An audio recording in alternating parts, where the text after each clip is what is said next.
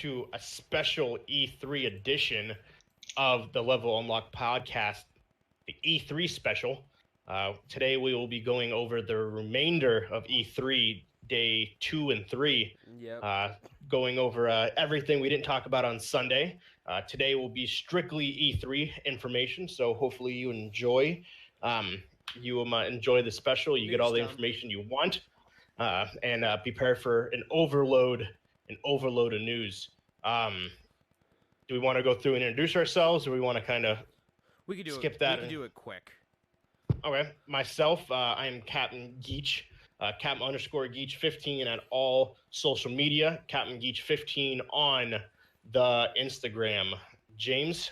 I'm James, People 8 Studios, YouTube, and Twitch, and then People 810 on Twitter. Next. And then, go ahead, Schroeder.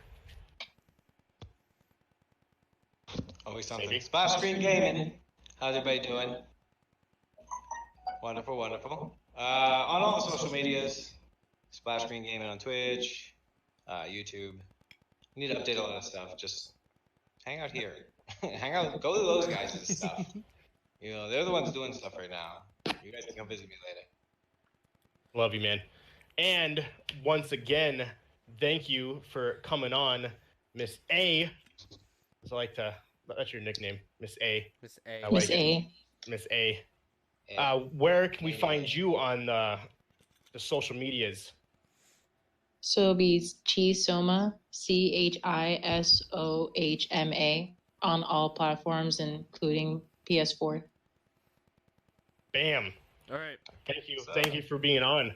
And before we dive into E3, for the four of us, just wanted to say a quick thank you to everybody who was listening to the podcast. We set a goal for 300 downloads by Wednesday, and we're at 305. Yeah, we are.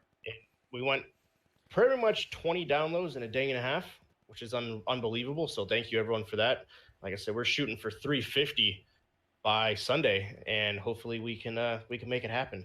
Anyways, let's dive into E3, starting off with probably the biggest company that was there. Yeah. Microsoft. You want to start, James? Go ahead. Yeah, so the Microsoft one was probably the most grandiose. It was more of your traditional E3 presentation with the big stage, huge crowd, people getting hyped or not hyped in certain cases. First game they showed off was The Outer Worlds. It is by Obsidian and Private Division. Kind of a game they've been teasing a little bit here and there that we knew was coming out, but didn't really get much of an actual view of it. Yeah, it's just another Obsidian RPG. Not a whole lot to talk about. It's coming out October 25th. Then they showed off the new Ninja Theory game, Bleeding Edge. It's going to be a third-person action / competitive multiplayer game, 4v4. It's their answer to Overwatch. It's gonna fail. And it's by Ninja Theory, who actually just recently joined Microsoft from last year. Yep. So they actually Ninja Theory actually has quite a few games. Oh, they've done a lot. A lot of not good games. A lot of terrible games, actually. They're essentially considering Bleeding Edge a one-of-a-kind experience that combines third-person action with multiplayer online. You choose your fighter, you pick a team of supercharged renegades, so each one has like a specialized ability, which seems to be the thing nowadays. I consider that kind of like an Overwatch type concept, where you have a special. I can name a lot of games that have that it sound the exact same. I can name a ton of them. Yeah, but I think of Overwatch though more because that you have your ults and whatever you want to call them. So, but yeah, no, I mean there's just so many games that have that, and it's not going to do anything new. June 27th will be the alpha, so if you're interested in it, go check it out. Next, they showed off Ori and the Will of the Wisp. That's the sequel to Ori and the Blind Forest, the critically acclaimed game from 3 years ago, something like that. Very pretty 2D side-scroller. There's some pretty icky spiders in there. You guys ever played, what's that game, Limbo? Yes, I love Limbo. It reminds me of a lot like Limbo. A more colorful Limbo. Yeah, Like my jam. it's the notes that I have on it. It's funny. Where'd it go? Boy, do I You're, have some real zingers for some of the notes. I Hang on, even have some notes as well. Just chime in whenever you feel appropriate, whenever it feels appropriate. But honestly, on the Microsoft, I'm really not interested, sadly, because it's Xbox and I'm a PS4 player. So. That works. Oh, here it is. It's game reminds me of Limbo. You're a creature that lights up. You run around a world trying to survive. It's essentially is the thing that I Pretty have much. it. Yeah, I mean, that's Really? I didn't that's see already that. What's it called? Ori and the Will of the Wisps. Yeah, Oh, never basically mind. you're like a little, almost looks like not Shrek, but it's a Disney movie.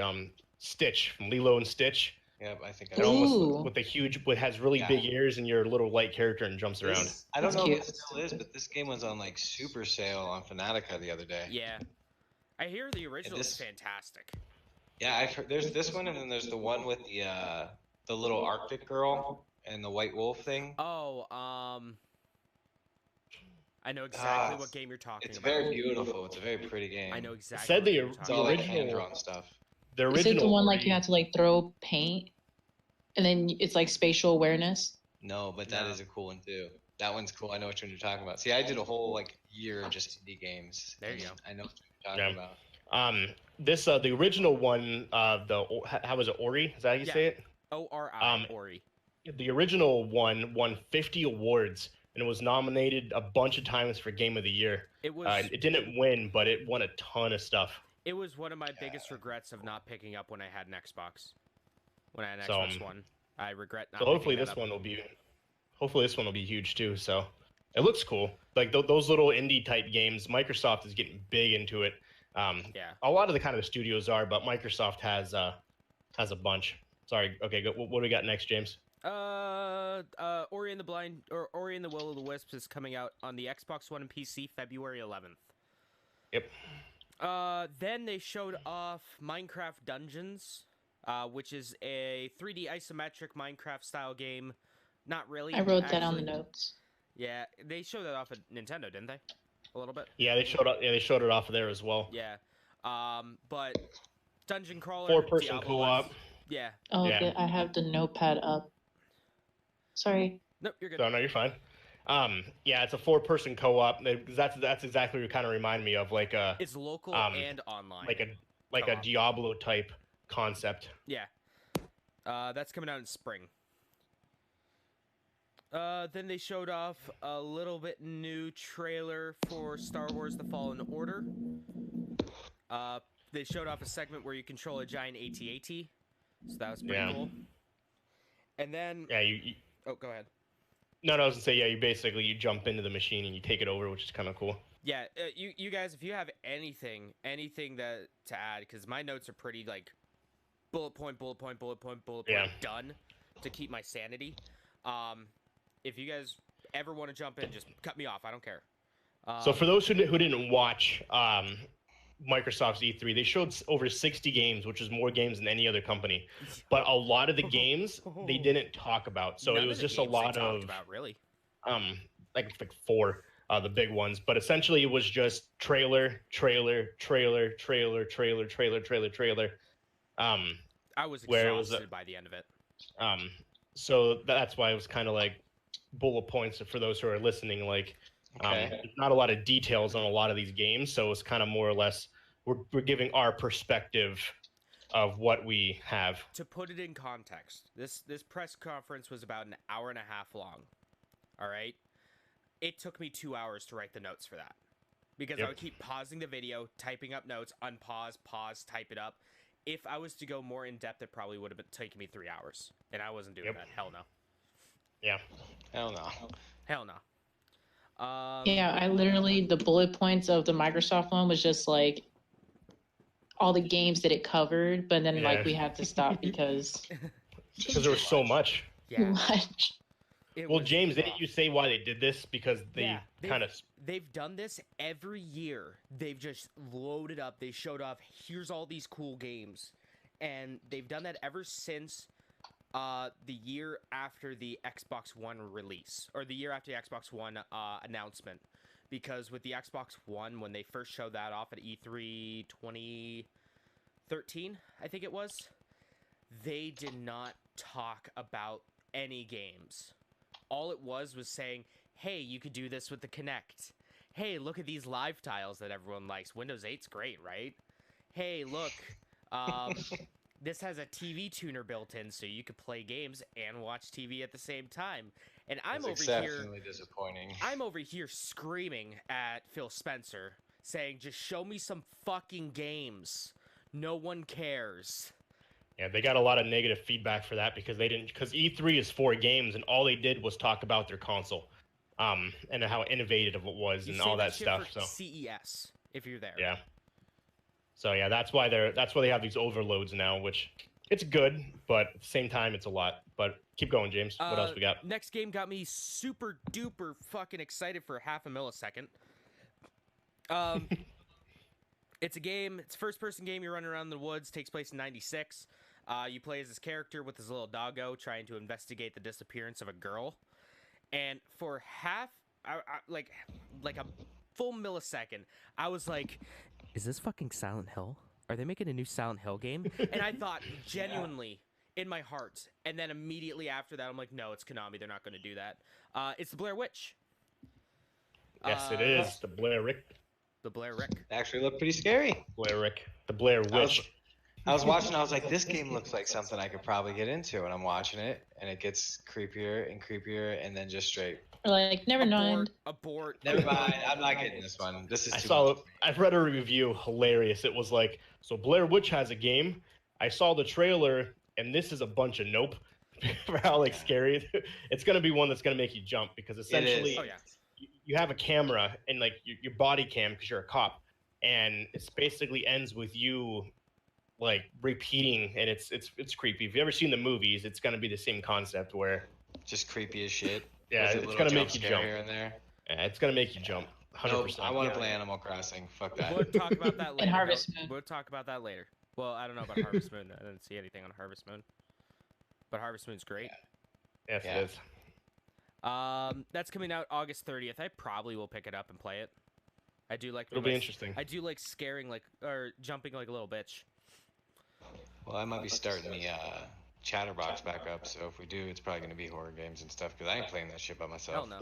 Yeah, no. I love Resident Evil. I can backseat game, but no. Yep, I feel you there. Can't do it. Cannot do.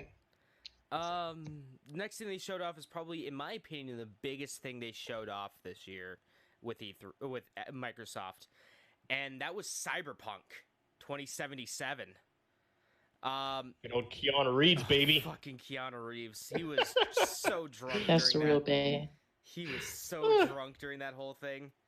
If you guys haven't seen it, I would recommend anybody listening to go just watch his segment. At one point, he said that this is breathtaking game, and someone from the crowd yelled, "You're breathtaking!" And Keanu Reeves comes back, "You're breathtaking!" And then the crowd just starts going crazy. Struggling to be on one foot. Oh, it was hilarious. Keanu Reeves just made it. And the game, when it showed him in the game, it's identical to him. Spitting image. John Wick-esque, because obviously he still has his long hair and his beard. So, but that's kind of a cool game. It's by it's by CD Projekt, so you know it's going to be quality. They're the guys that made the Witcher games, so they have 2 good games under their belts. That's super cool. Open world action adventure. It reminds me a lot of like Blade Runner in the aesthetics. Yeah. They took a lot of influence from Blade Runner. You can customize your character, cyberware, stuff he wears, his skill sets, He's got his fucking play style. arm blades. Yeah. And you explore a vast city where the choices you make shape the story and the whole world around you. Mm-hmm. So that's kind of cool. Yeah. So here's just a few things from my notes real quick. I put Keanu Reeves, and then right underneath it, that was when they revealed Keanu Reeves' face in the game. And then I go, he's fucking here at the stage. His mic sucks. Customize character. Make choices. Keanu Reeves seemed hype or as fuck or drunk as fuck. They also did. I feel like he's one that hates interviews, and so he finds them awkward. So that's why he was kind of like, take the edge off, man. Yeah. That's coming out April 16th, so we actually got a hard release date now, which is great. I forgot to mention for Minecraft Dungeons, I said the game looks like a Minecraft game with Minecraft stuff in it. That was my original notes for Minecraft Dungeons. I mean, you ain't wrong. You're not wrong at all. I forgot to mention that. The next game we have is Spiritfarer. You play as this little girl on like an island village, I guess. You go around, talk to these anthropomorphic animals. You become friends with them. Very cute 2D style game. You build your house and collect resources. You become friends with the townspeople. You have an adorable little cat.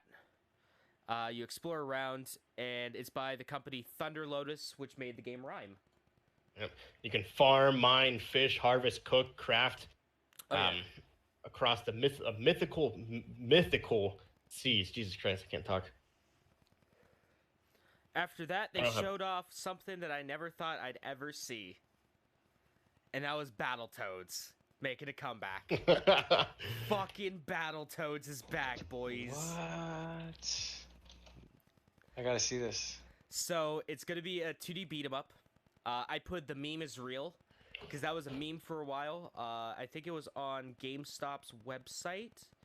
They posted on there, like, years and years ago, Battletoads and the Xbox 360. So 4chan made it a thing to call up GameStops and be like, hey, do you have Battletoads for the 360? Battletoads. So the meme is real. 3-player couch co-op. Awesome. That terrible, terrible bike level is back. The one thing, though, that I did notice, I did not see the Rareware logo on screen anywhere. So Rare was the company that made the original Battletoads. So that kind of makes me wonder. Microsoft's probably making it. Well, I mean, Rare's owned by Microsoft now. Yeah, they're probably making it Microsoft Studios, maybe. Well, so I don't have a company either who made it. Yeah, because I mean, Rare hasn't put out the best stuff in the last bit. When I found it says Rare and Delilah Studios are bringing the beloved brawler, so maybe it is them. Maybe. Here's hoping. Next off, they showed a game called RPG Time: The Legend of Right. So, this is weird. This is the kind of games that I like because it's very weird. Pretty much what goes on in it is it's hard to explain. So, it's an RPG where it takes place inside of a notebook or on dioramas. It looks like just doodling in like their 9th grade environmental science class. You can use like pencils and stuff to like draw out like chests in the world, that kind of stuff. It looks pretty neat. There's some cool shooting gallery segments. That's coming out in 2020. So next, they showed off some stuff for their ID at Xbox stuff. I didn't get all of them. I didn't catch all of them, but here are some of the big ones. That Red game looks kind of fun, though, by the way. Yo, yeah. I'm looking at it. It reminds me of just being a little kid. Yeah, it exactly. Looks cool. I like it. That looks really neat. It's like what I would do if I had any ability to draw. Yeah. You know what it really reminds me of? Remember when you were a kid and you'd get those books and you had to find all the shit in them? Oh, yeah. Yep. I Spy books or whatever? It kind of has like, I don't know, it has that vibe to it. This is cool. That's fucking neat. It also reminds me of like, if you're at a restaurant, you get the kids menu and it's got all the stuff on it. Yo, I used to borrow from my school library I Spy books, and some motherfucker just circled in where all the different things they used to piss me off. They used to make me so mad. That's rude. Or you go to the doctor's office with I Spy and stuff like that, and someone always circled them at the doctor's office and shit. And so you can't even do it now. I'm glad I never came across that bullshit. I'd be mad. Yeah. Fucking Kyle. I'm sorry you guys had to go through that. I bet it was Kyle. I bet. That's really traumatizing. That's really traumatizing. Everybody knows it was Karen that did that shit. But I'm down for that game. So some of the games they showed off was The Good Life, Sharon. which is by Swery. Yeah, Swery. That's pretty cool. I hear it's absolutely phenomenal. That's been out on, I do believe, PC and Switch and PS4 for a hot minute. So it's nice to come out on the Xbox. Yeah. I haven't played it yet. It's on my to-do list. Totally Accurate Battle Simulator is coming as well. That is just a goofy-ass game. Lord of the Rings card game is coming, and all of them are going to be available on Xbox Game Pass. Sure is. Do you want to bring up Xbox Game Pass really quick? That's what I have next, so let's go. Okay, got it. So some of the things that are coming to Xbox Game Pass right now, I think they said now, right? Yeah. Yep. Batman Arkham Knight, the new Metro Exodus, Hollow Knight, and Borderlands: The Handsome Collection. Oh yeah, all available now on Xbox. So some real bangers there. I hear Metro Exodus is really good, and Hollow Knight is fantastic. And if you don't know, it's now available on PC. The Game Pass is. And they went into... Oh, really? The Microsoft Pass? Mm-hmm. Yep. They went into more detail, too, with that. So yes. right now, you can get into the open beta for it. Yep. Halo Reach from the Master Chief Collection is available right now. They're hoping by August, they're going to have over 100 games available for PC. Arc's on that shit? Yeah, it is. Oh, that's the Microsoft version, though. I bet. Yeah, that's That's the one everybody doesn't like. But Game Pass for PC is going to be $9.99 a month. That's not bad. And they also announced something called Xbox Game Pass Ultimate. So sure is. This is absolute steal. So you get Xbox Game Pass for consoles, Xbox Live Gold, and Xbox Game Pass for PC, all for $14.99 a month. Yep. That is an absolute steal if you own both an Xbox and a PC. Hell, even if you just own a PC, it is a steal. You can start now for just $1. Oh, look, that's cool. That's about like a trial for a little bit type thing. 30-day trial. Yeah. 30 days for free for $1. Oh, that's cool. So that's absolutely rad. But yeah, that's what they showed off with the Game Pass stuff. Yeah, I completely forgot about that game with the boats. Everybody's playing it for a little while. Sea of Thieves. Yeah, completely. I'm watching like a commercial for it for the Battle Pass or for the Xbox Pass. It does look cool. There's a lot of cool games in here. Mm-hmm. Oh yeah, no, they got some real Sea of good Thieves games on there. That's real what one reason why I wanted to get it was because of Sea of Thieves. I wanted to play it. Well, Haven't been able to. I know, right? Yeah. We get I don't have the space on my hard drive to play it though. We get it for free as Best Buy employees, by the way. Yeah, we do. For those who didn't know, if anybody listening works for Best Buy, I'm not going to tell you how you get it because I'm not allowed, but just know that you get it for free if you do a couple things a certain way and do some stuff, and yeah. Not saying, but just saying. You too. Shake the right people's hands, feel you. Exactly. Touch the right dicks. La, la, la, la, la, la. All right. Next Work stuff. Stop. Next game is Microsoft Flight Simulator. Oh my god, it is fucking before we get into that, it looks stunning. Yeah. Like ungodly realistic is this flight simulator. It's beautiful 4K crisp. Honestly, it's like I want to play it just for the fact of how great it looks. I would not be surprised if that game out of the box supports 8K. Oh, I guarantee it. It looks... That's just how that shit works. Are you looking it up, Schroeder? Yeah, I have them all playing while we're talking. Yeah, it's insanely like detailed, and it's live too. Oh. So this is powered by the Azure AI, Microsoft's Azure AI, and it uses satellite images. Looks stunning. Yeah, it looks stunning. A lot of different planes to fly. Lots of different places to fly around. They showed things like Egypt. They showed New York City, Seattle. That's gorgeous. And Look that's at that. coming out on Xbox One and PC. So That's so funny because in like 10 years we're gonna be like, that looks like trash. Yeah. Not really, but it looks gorgeous. And once dude, could you imagine when they add additional EMB mods to it? Oh yeah. Well, I know they've always been pretty, at least to my knowledge, the Microsoft Flight Sim games have been always pretty open for like modding and stuff. Yeah. They're so advanced that I do believe you can use it for, I think, 20 hours of your flight or your pilot's license. Yeah, it's that realistic. What? Yeah. Yeah. Yeah. Holy shit. You fly over New York City, and you're actually supposed to be able to see like it's that like real. Yeah. Man. I've seen some videos of a guy playing one of the old flight simulators. It's hilarious because he tries to be all serious, and some people come in. When he was like, what's the wind at? And they were like, 5 miles, like 5, and they're like, 5 what? 10. Okay, it's like which way's the wind coming? Northwest. It's on a 0 through 360 radar. There's no letters. 10 southeast. I just said there's no goddamn. And then oh my god, I can't think of the dude's name, but he plays it. It's so funny. No, they're so in depth. It's crazy. They are. Definitely looks it. But yeah, I'll have to see if I can find the guy's name. But his things that he does with the flight simulator on YouTube, it's so funny.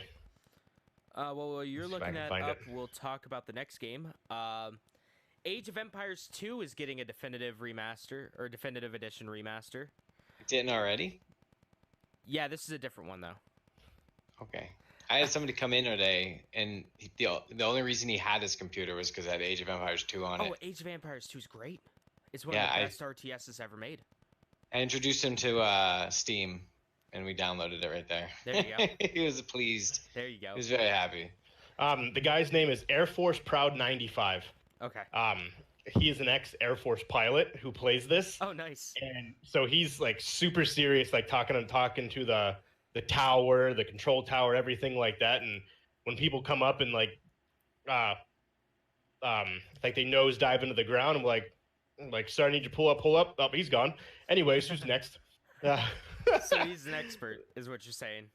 Yes. So, but it's funny though. It's people because you can do some stupid shit in that, and he just calls them out for it. But yeah, Air Force Proud 95 is what his name is. He's got 748 videos, and they're all on this flight simulator. There you go. That's a shout out for you, man. Heck yeah, man. Make sure you subscribe to us now. You got 1 million followers, so help us out. Not saying, but just saying. Yeah, just saying. Yeah. But yeah, Age of Empires 2 Definitive Edition is now in the glorious 4K resolution. It's going to have completely remastered audio, Kangas Khan campaign. It's coming out this fall on Xbox Game Pass, available for PC. Next, we have Wasteland 3, the true Fallout sequel. The true Fallout 2 sequel. Takes place in Colorado. Everything wants you dead. It's that traditional top-down, isometric, RPG-like game. Bunch of different weapons. That's really all I have on it. Create a squad, single-player co-op. You can go guns a-blazing or try to smooth the situation over with peaceful negotiation. Your choices in life mean life or death while trying to survive the harsh and unforgiving world. It really looks so much like Fallout. Yeah. Jeff, Wasteland. I said that just for you. Wow. It's almost like, what's that other game that's... It's by the original Fallout creators. Is it? Yeah. Deep Silver. No. I'm looking. I'm sitting here looking. looking. That's what I have. Thinking to myself, Interplay. look. Oh. Yeah, you're right. Interplay. You guys remember Clay Fighters? Yep. Oh, unfortunately. That's I know, but you have to admit that game was fun as shit. Yeah, it was. That one. What else was there? That picture I took when we were at the gaming store. It's a place called the Gamers Guild Cafe, and it's actually a restaurant that also has like a gaming store attached to it. Oh, that's cool. Yeah, That's it's awesome. super. It's a killer idea, really. I bought an obtuse amount of old Genesis games and PlayStation Right. 1 games. There you go. Obtuse amount. I like I it. wasted too much money. The Def Jam fighting game was there. Oh, Def Jams. Are Fuck great. yeah. Yep. And the that boxing game, Ready to Rumble, was there. Oh, Ready to Rumble There's a bunch good of too. cool ass. Yep. There's a bunch of cool games there. As you guys seen, I found Echo. I've seen that. What was next? Double Fine is joining Xbox Game Studios. So Tim Schafer's studio, creators of Psychonauts, Broken Age, Brutal Legends, you know, a ton of really good games out there. They are now joining the Xbox Game Studio conglomerate. Microsoft has 13 different gaming studios now. Last year they had 6. Yep, they have 13 different studios working for them, which is insane. So Double Fine showed off Psychonauts 2. You still play as Rasputin from the first game. Same art style, very similar gameplay. Rasputin. Yeah, pretty much that's it. It looks like a sequel to Psychonauts. Nothing bad about that. There's nothing wrong with that. It's just, hey, more of the same. If it ain't broke, why fix it? Exactly. Then we have the second Star Wars game to show up at E3. Lego Star Wars: The Skywalker Saga. Every single Lego Star Wars game in one collection. And which I like. What I like is that they're not doing any of the speaking anymore, like in some of the later ones, which I think is a lot more funny. That's coming out next year. Like Sims talk almost. But that'll be cool though. I like those games. I like the playing through all the different sagas, and it's pretty accurate to the movie too, which is kind of cool. They're just fun in Lego games. form. They're fun. Oh, they games. really are. They really are. Walker, you want to talk about the next game? Is it Borderlands? No, it's Dragon Ball. Oh, Dragon Ball Z Kakarot. Yeah. I'll take that. So the next Since you're the Dragon Ball fan here. Yeah. Dragon Ball Z Kakarot is an RPG game based off of Kakarot. You will fight, you'll fish, you can eat, you can train as playing as Goku. You explore basically the world, and you go through the adventure of Goku. You go through his story. I think of it as, if you guys ever played what is it? The Path of Neo. You guys ever heard of that? Essentially, it's the Matrix game where you're Neo and you go through the whole entire game as Neo. You play his whole entire thing. That's kind of like what I take this as. So it is an open world concept. But realistically, kind of so were the other ones, where you flew around the map as Goku. Well, there's only been like one other console RPG that was Dragon Ball, and that was Sagas. Yeah. Which, though, yesterday or the other day you literally said you're hoping the one game wasn't like that. Yeah, I know. You're like, that would be weird, but it's you get both now. You have both options. You can either play with the custom. It wasn't that the consensus. The other one was like you made your own custom Saiyan. Well, no, this is that you don't make your own. That was also for the Switch as well. Not this one, right? That was right. Xenoverse. It's the other one. Yeah, the Xenoverse you make your own. And this one you look Xenoverse RPG isn't good. story. That one isn't good either. I cannot wait for this. It was game okay. Yeah, the Xenoverse 1 and 2 weren't bad. I like you can customize your own character and get different skill sets. Yeah, this one you're strictly Goku. Yeah. I don't really know how it's I guess at RPG you're role playing as Goku, but you're probably leveling up. I'm assuming because then you level up. Yeah, you start super weak and then you gradually become like in the trailer he becomes a Super Saiyan for the first time, like in the actual thing. I'm more interested to see where this goes. So do you also make babies as well with Chi-Chi? Probably. That's all I had to ask. I just watched an epic. I'm watching the E3 piece on the Dragon Ball, and it's the Frieza scene. Yeah. So it ended at the Frieza scene, the Frieza saga. It has to be. I'm assuming up to Boo. I don't know if they would include, because it's Dragon Ball. It's Dragon Ball Z. Would that include Super? No, I don't know. Fucking love. I don't believe so, to be honest. Z has its own IP. Yeah. No love. Absolutely no love for Dragon Ball. Not a single bit of love. You can't go back that far. Yeah, I think that's too. I guess you could. Like, I guess you could start as Goku as a baby. Dude. Yeah, I guess you can start as little kid Goku and then grow up. That would be a long fucking game. Or that'd be like Dragon Ball / Dragon Ball Z.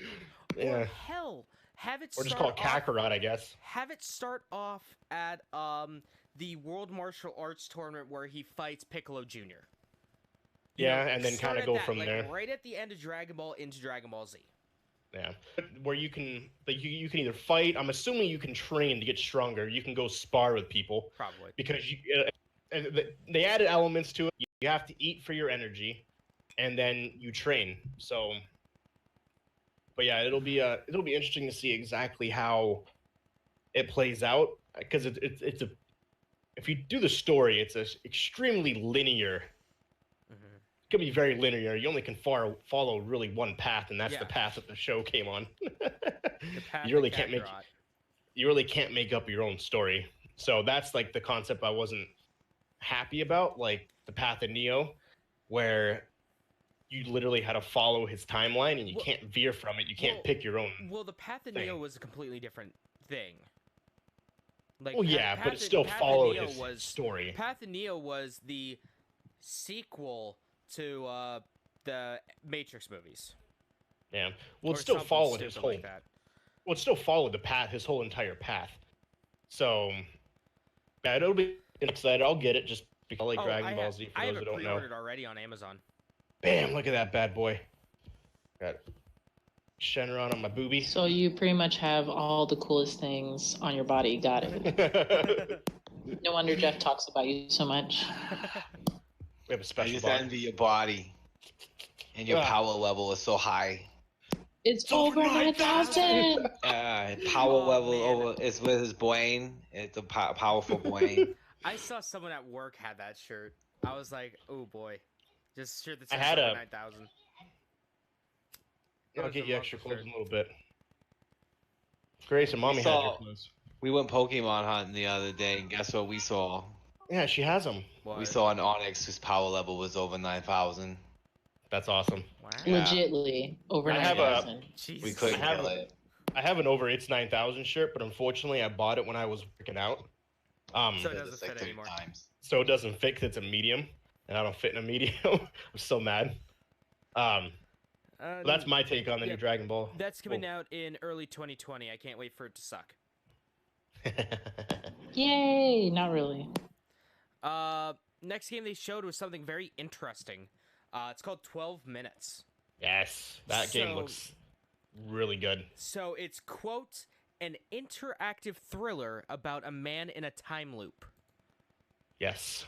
So that's pretty interesting. So basically it starts off with, it's like top down. This dude and his wife are just talking.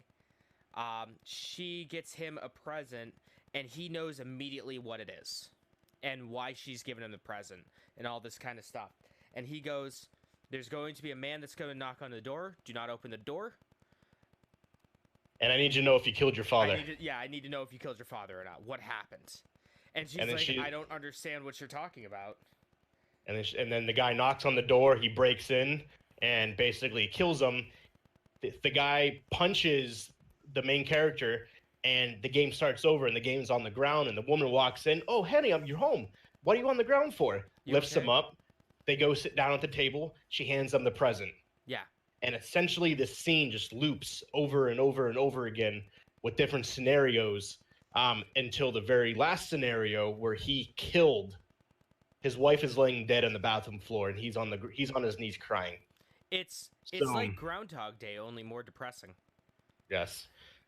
It's a real-life interactive thriller where you need to use your knowledge of what happened previously to change the outcome and break the time loop in less than 12 minutes. Dude, I fucking love that stuff, man. That stuff. Oh, I love stuff like this. Well, it's kind of like that game from yesterday. What is that? That kind of like the spy versus spy game we were talking about yesterday. I don't remember what it's called though. One that was from who the fuck made it? It was from Bethesda. I don't remember what it's called, but you guys know what I'm talking about, right? Yeah, Yeah.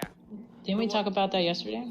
Yeah, where you guys, there's two assassins that are basically stuck in a giant battle. That was the one where it had that lady that everyone loved from the E3 presentation. Yeah, but this is kind of cool though. I'm assuming I don't know if it's top down the whole time, but probably is. But yeah, that's pretty cool. So basically, you have to decide what you do and how you do it affects the outcome of the game. And if you do it wrong, you die, and the loop starts over. So that's pretty cool. That's coming soon. Didn't give an actual release date. Next, they showed off A Way to the Woods. So basically, you're a deer and her fauna, or her fawn, going around like a dilapidated city almost, roaming around like buildings and subway stations and stuff. And one of the things about it is like your antlers, they light the way. A way through the woods? A way to the woods. Or Way to the Woods. There's some yeah, Way to the Woods I have. Comes out next year. Big thing about it too is that it's made by a 16-year-old. In Really? Australia, yeah. So that's pretty cool. I wish I was that talented when I was 16. Then they showed off Gears 5 Bound by Blood. Coming out September 10th. You can play it September 6th if you have the Ultimate Edition or Xbox Game Pass Ultimate. It's going to have a new multiplayer mode. It's going to have arcade mode, new horde mode. It's going to have character abilities because everything has to. They showed off a new thing called Gears 5 Escape. You can tell me your notes about what you have for that escape. You infiltrate the hive. You infiltrate the different hives to blow them up. You escape with your life. Yep, you got alts. Fucking great. Welcome back to Generic Shooter 15. Because every game has to have alts nowadays. Nothing can be original. Yeah, essentially the biggest focus for Gears 5 is the escape. It's a third-person co-op mode that basically has a horde levels. It's couch co-op as well as it's online with your 3 people. Yeah. Tell them who you get for absolutely no apparent reason. It doesn't fit into the game at all, but it's a special character you get. We still have a little bit more to go. Okay. With the escape mode, you can make your own hives. Yes. So you can be kind of like a dungeon master, a little bit. Yep. Is that Jones Soda? Looks like Jones Soda. Fantastic. So if you pre-order Gears 5, or if you play it in the first week, you get to play as the Terminator. Absolutely. For real? Yeah. He has nothing to do with the game, but you get him. It's to promote the movie. Yep. It's basically it's a collaboration that they did to promote the film Terminator Dark Fate. That's cool. Let's see. The Terminator is real, man. That's all I have to say.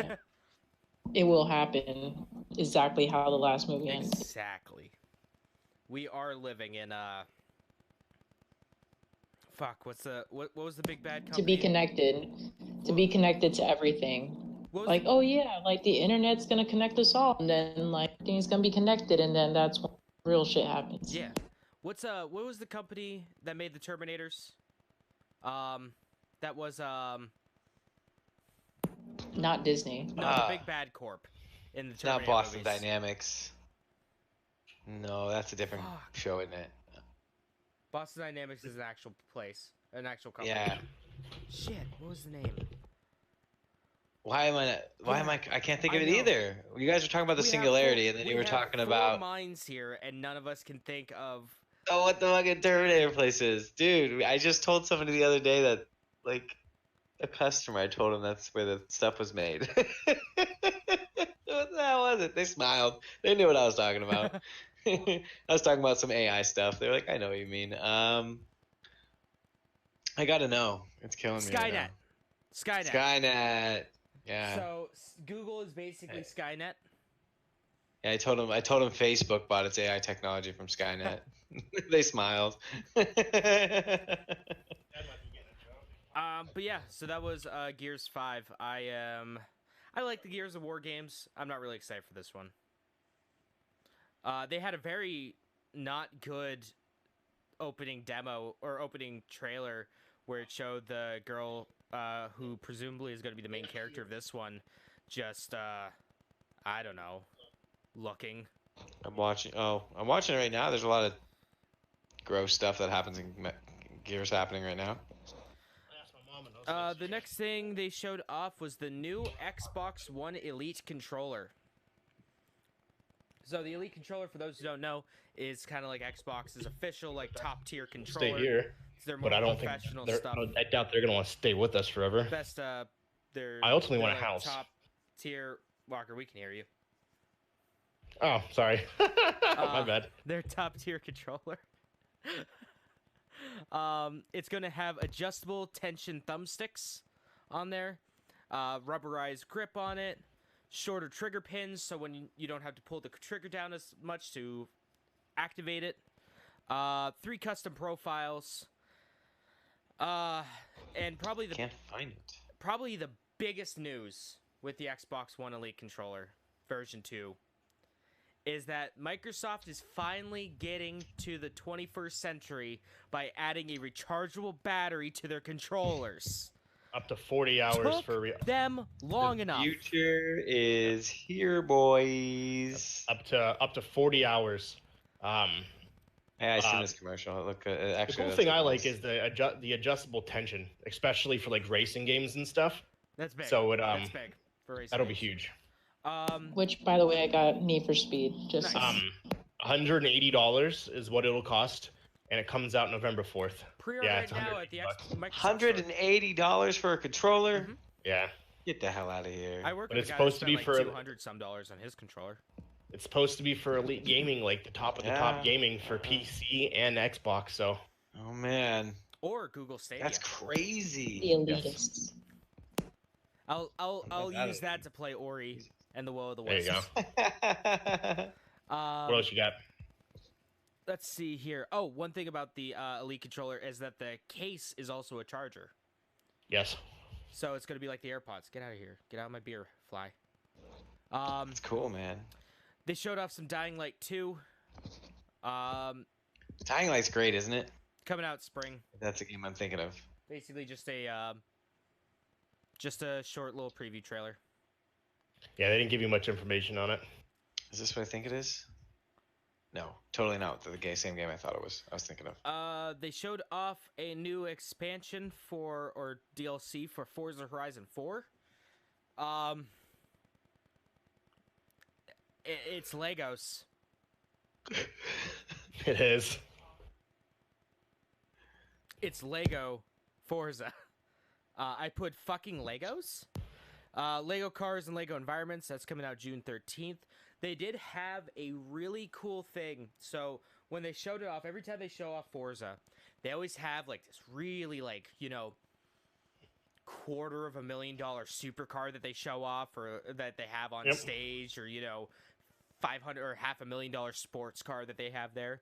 This time it opens up like in the back of the presentation area, opens up a little bit, and you see this car with its wing doors open, and I'm like, holy shit, that's a beautiful. You don't see it; it's just the silhouette because of the lighting. And I'm like, that is a beautiful car. Holy shit, it looks like a McLaren.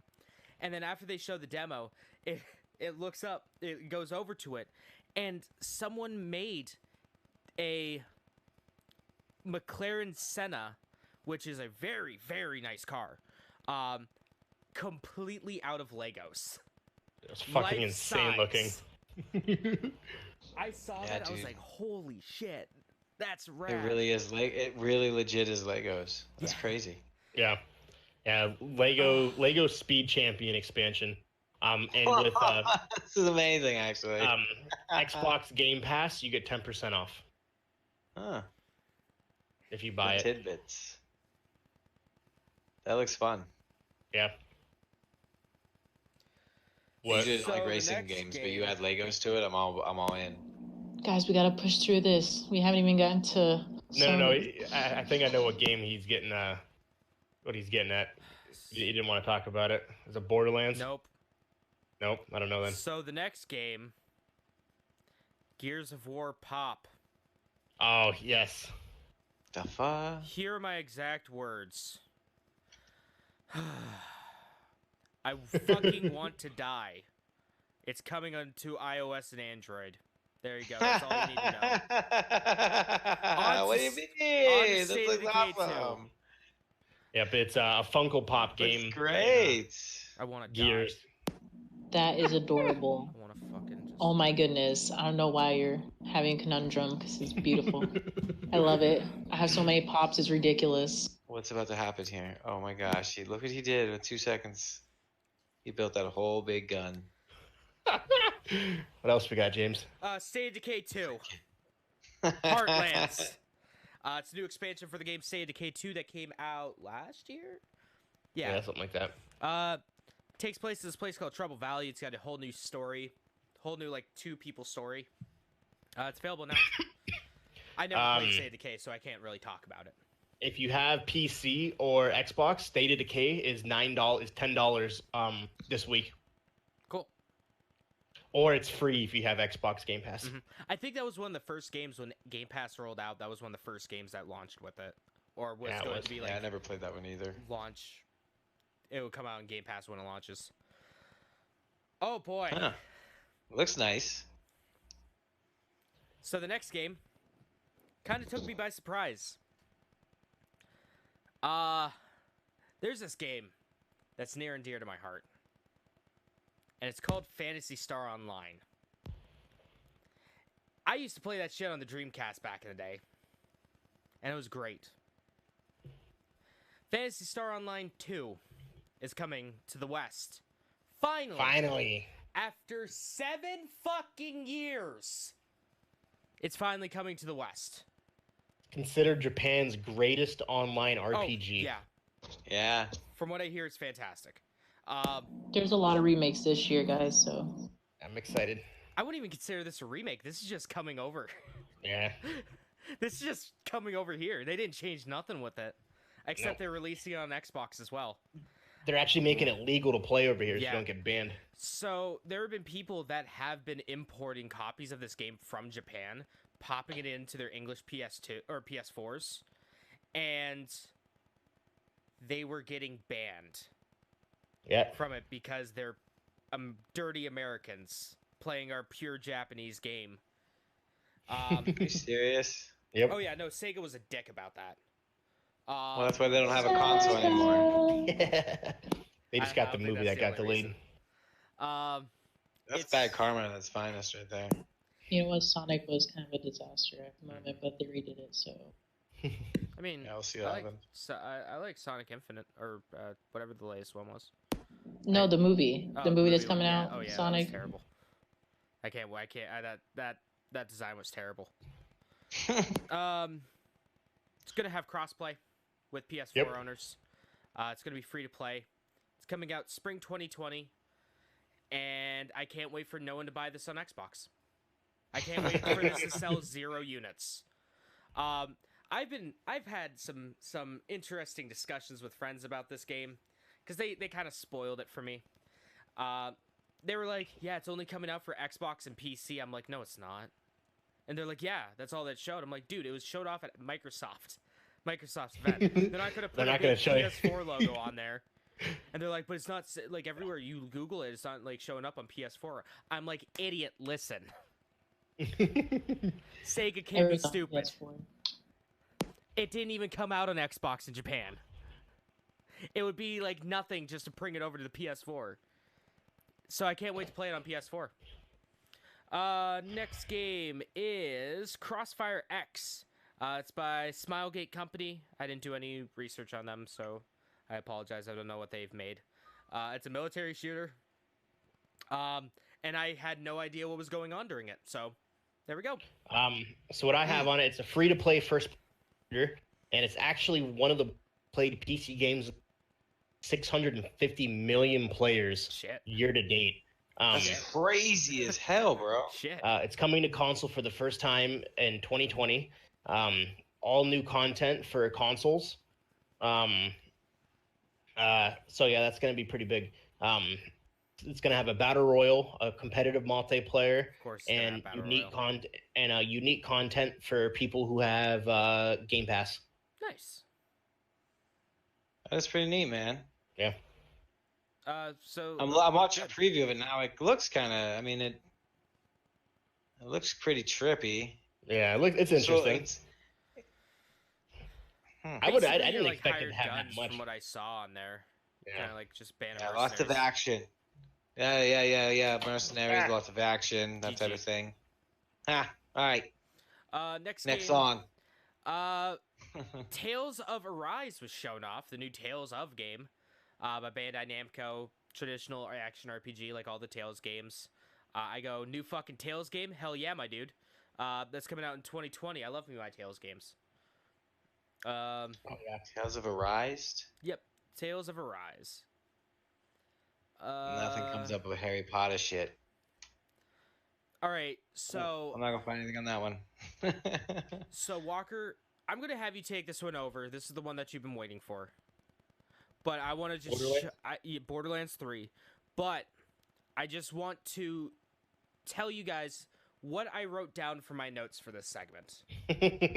Fucking hilarious. I put Borderlands 3, and then underneath it, it's just Borderlands. I'll have Walker talk about this because I really don't care. Loot gun? Fuck you, Randy Pitchford.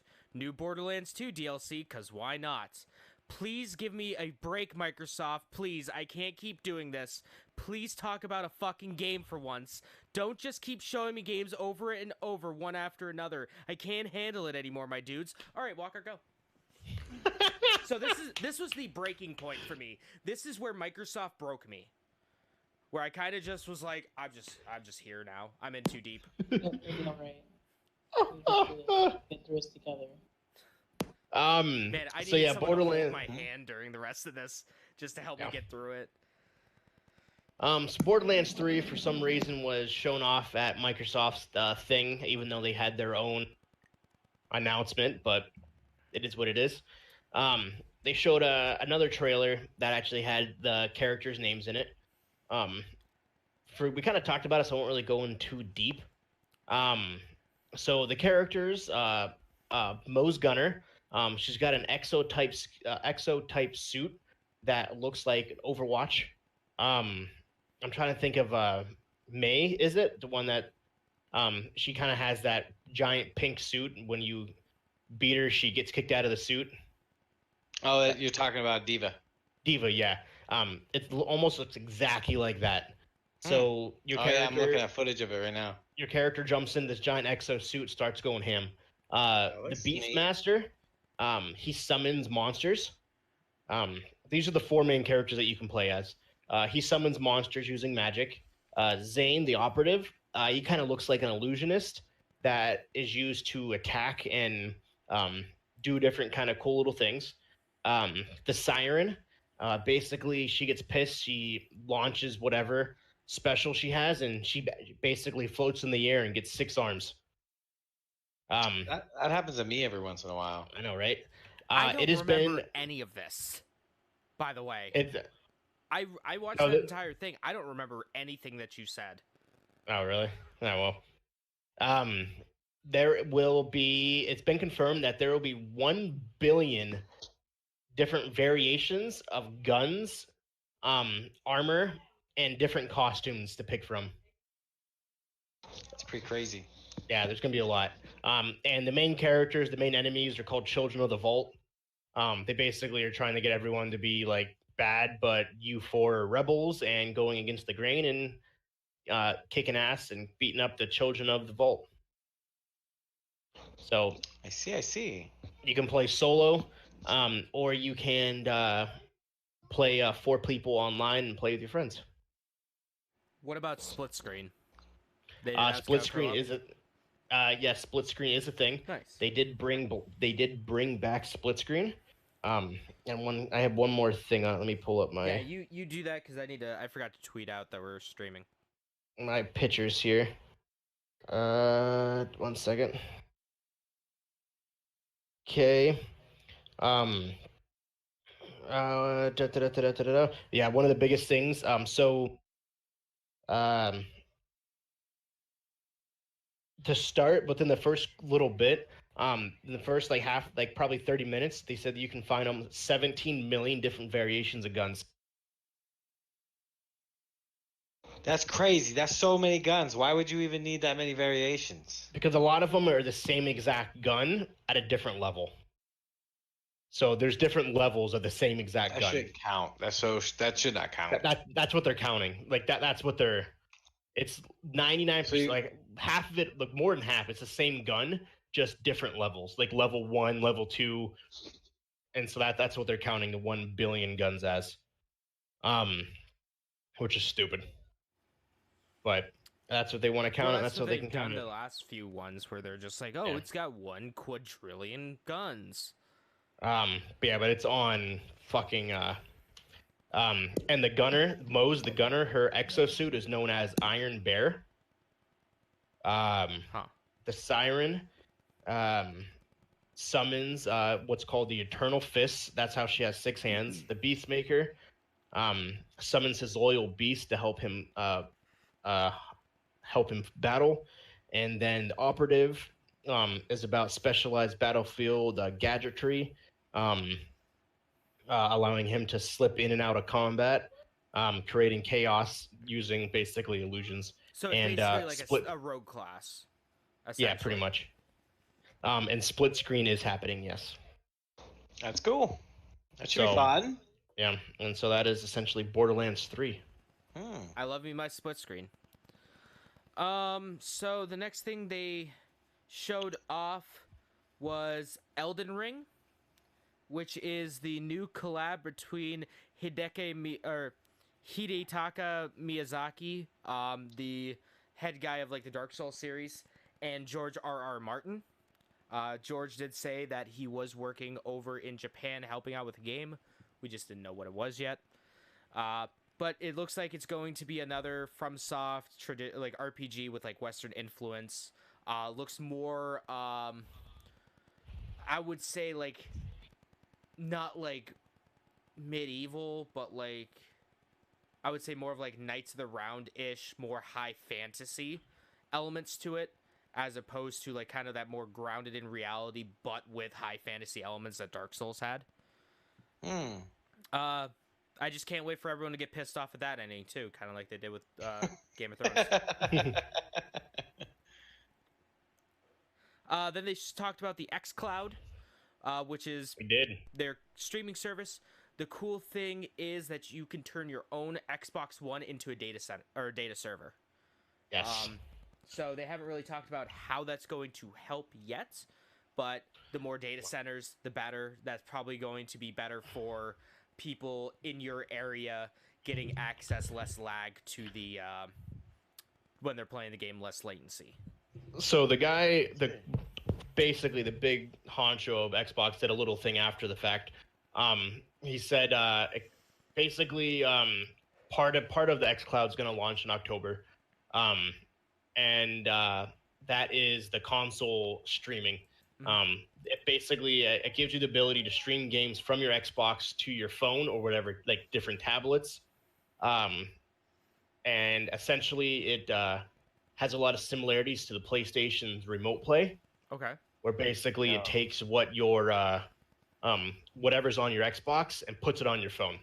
So what if they're using like the BitTorrent technology to do it, like where when you agree to this terms of service, right? Yeah. When you agree to terms of service exactly like you said, it kind of creates this seeding effect where your game is actually being streamed by individuals closer to you. Well, that sounds like it's. Or from what it sounded like is that they're using, instead of their, like, say you and a neighbor both have an Xbox, okay? Right. Instead of your neighbor, if they want to stream through the xCloud, instead of your neighbor having to send the signal all the way to a Xbox data center, miles away in like another state or something, it can go to your Xbox if you have it set up, and then that Xbox sends the data directly to the data center. So once upon a time, the internet just used to be a bunch of lines. Yeah. Yep. Now they're creating a neural net. So much. yeah, if you at least that's what I'm interpreting it as. so you don't have to have. He also said Singularity is growing so close. The Terminator. Skynet's coming. Oh, it all comes together.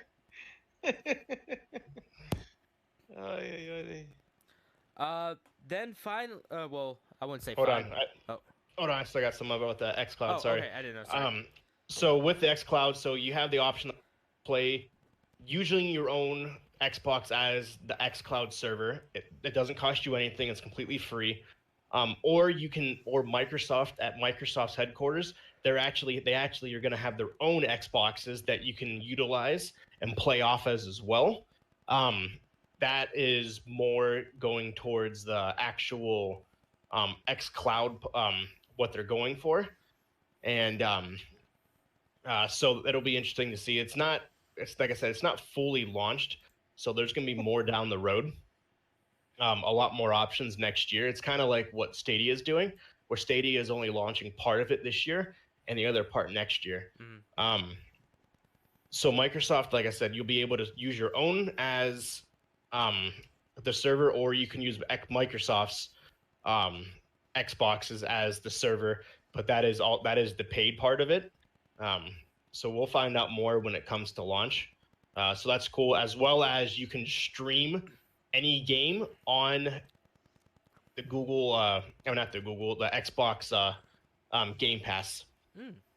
So you pay for the Xbox Game Pass, you can play any of their 3,500 games that they say they have available on it, and stream it to your phone or your tablet. So kind of like what PlayStation Now does, but with computers or PlayStations.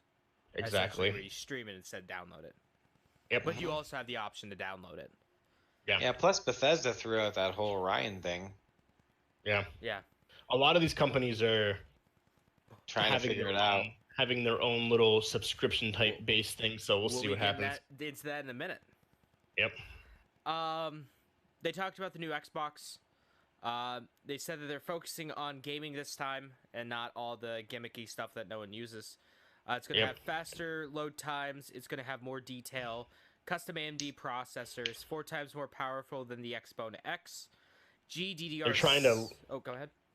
I would say they're trying to eliminate loading times completely, where they don't want to have any loading times, like down the elevator, and while you're waiting in the elevator, the rest of the game is generating behind it.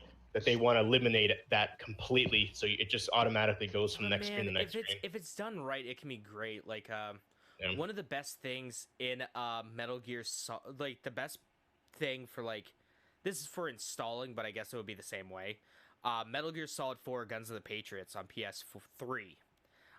When you first pop that into your system and you install it, it was one of the first games that you actually had to install into your system because of how big it was. It's had the whole downloading segment was just old Solid Snake just smoking a cigarette as it showed downloading, and at the bottom it would say things like smoking's bad for your health. Yeah, it's like some random ass stuff. Yeah. Just like freaking Snake Eater has like random little Easter eggs. It was great. I loved it. And I would be sad to go, but oh well.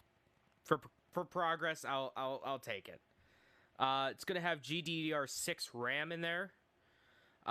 It's going to be able to do 8K at 120 frames per second. Real-time ray tracing. It's going to have a solid state. It's actually going to use some of that solid state as VRAM. So again, also to improve with things like loading times and stuff like that. Yeah, that's pretty cool. And it's supposed to come out on holiday 2020. So, you know what? I'm gonna buy it. What the hell? Why not? It's only money. I'll buy that in the PS5. There you go. I'll drop a cool 2 Gs. Who cares? I'll start saving now. They also said that Halo Infinite is launching with the new Xbox. First time in 20 years since the original Xbox that Halo game will launch with a console. Mm-hmm. I do like me my Halos. I do love me That my was fun. Halos. Halos are beautiful. That was fun. Master Chief returns. Essentially, he's floating. The game comes up. He's in air.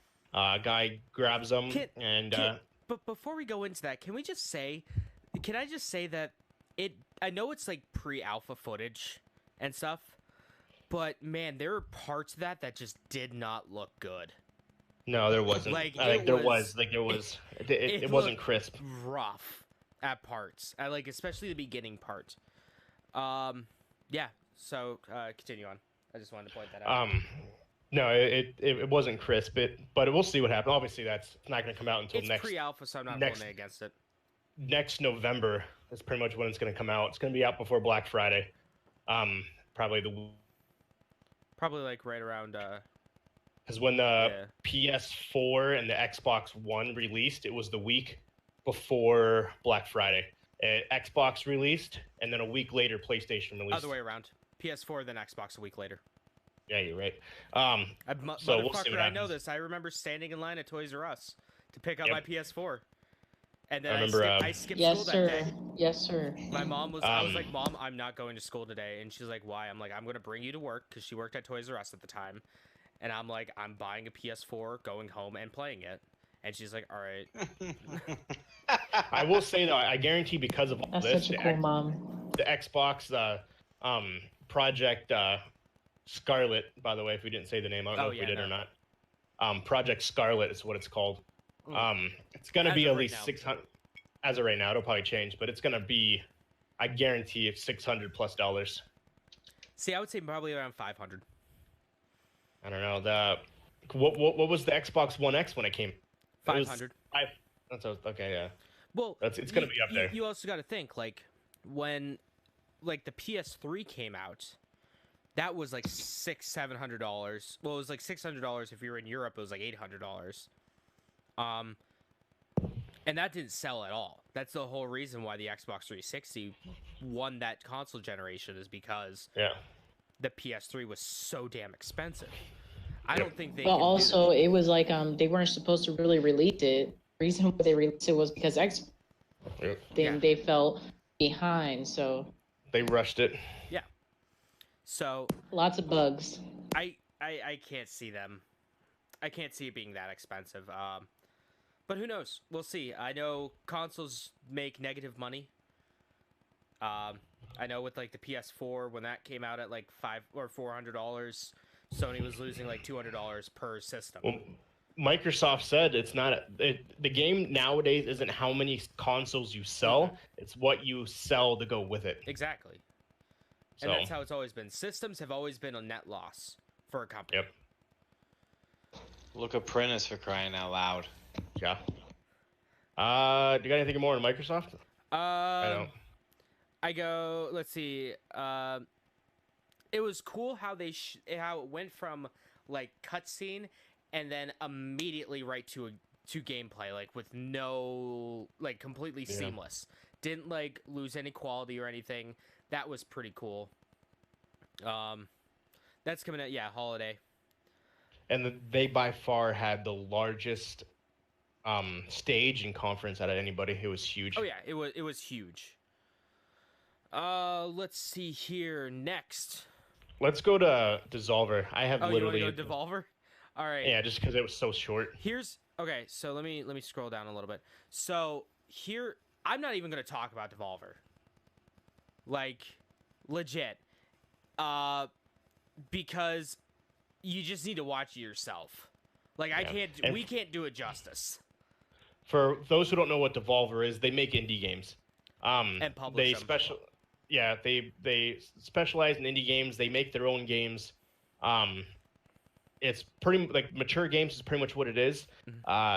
Nintendo NES style games is kind of what they make. They're the indie darlings. 2D type games. It was that's basically what they specialize in. It was very funny, very gory, a lot of blood, a lot of guts. The whole press conference takes place inside the CEO's brain because she gets murdered, and so they're trying to save her. The last press conference. Yeah, Yeah, she gets murdered, and so there's no way for her to present. So And they then basically the new rig her brain. Yeah, the new marketing manager. The marketing manager is taking over running the show. This game looks violent. So here are the only two things that I wrote down about this because I was just so enthralled in the story. They're making an arcade game, like an actual arcade, like an actual cabinet. Yeah, they're making a beautiful. light gun game based off of Enter the Gungeon. I love this company, and what's even better is that they're making a fucking bootleg of their own games. Yep. You can buy right now on Steam.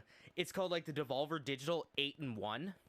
No, if you go to devolverbootleg.com, it takes you to devolverbootleg.com. It takes you to Steam, which they make fun of because they make fun of Steam, and essentially allows you to download and play their games. It downloads a launcher that lets you play their games. No, it's bootleg versions of their games. It's not the actual games. They're Chinese bootleg versions.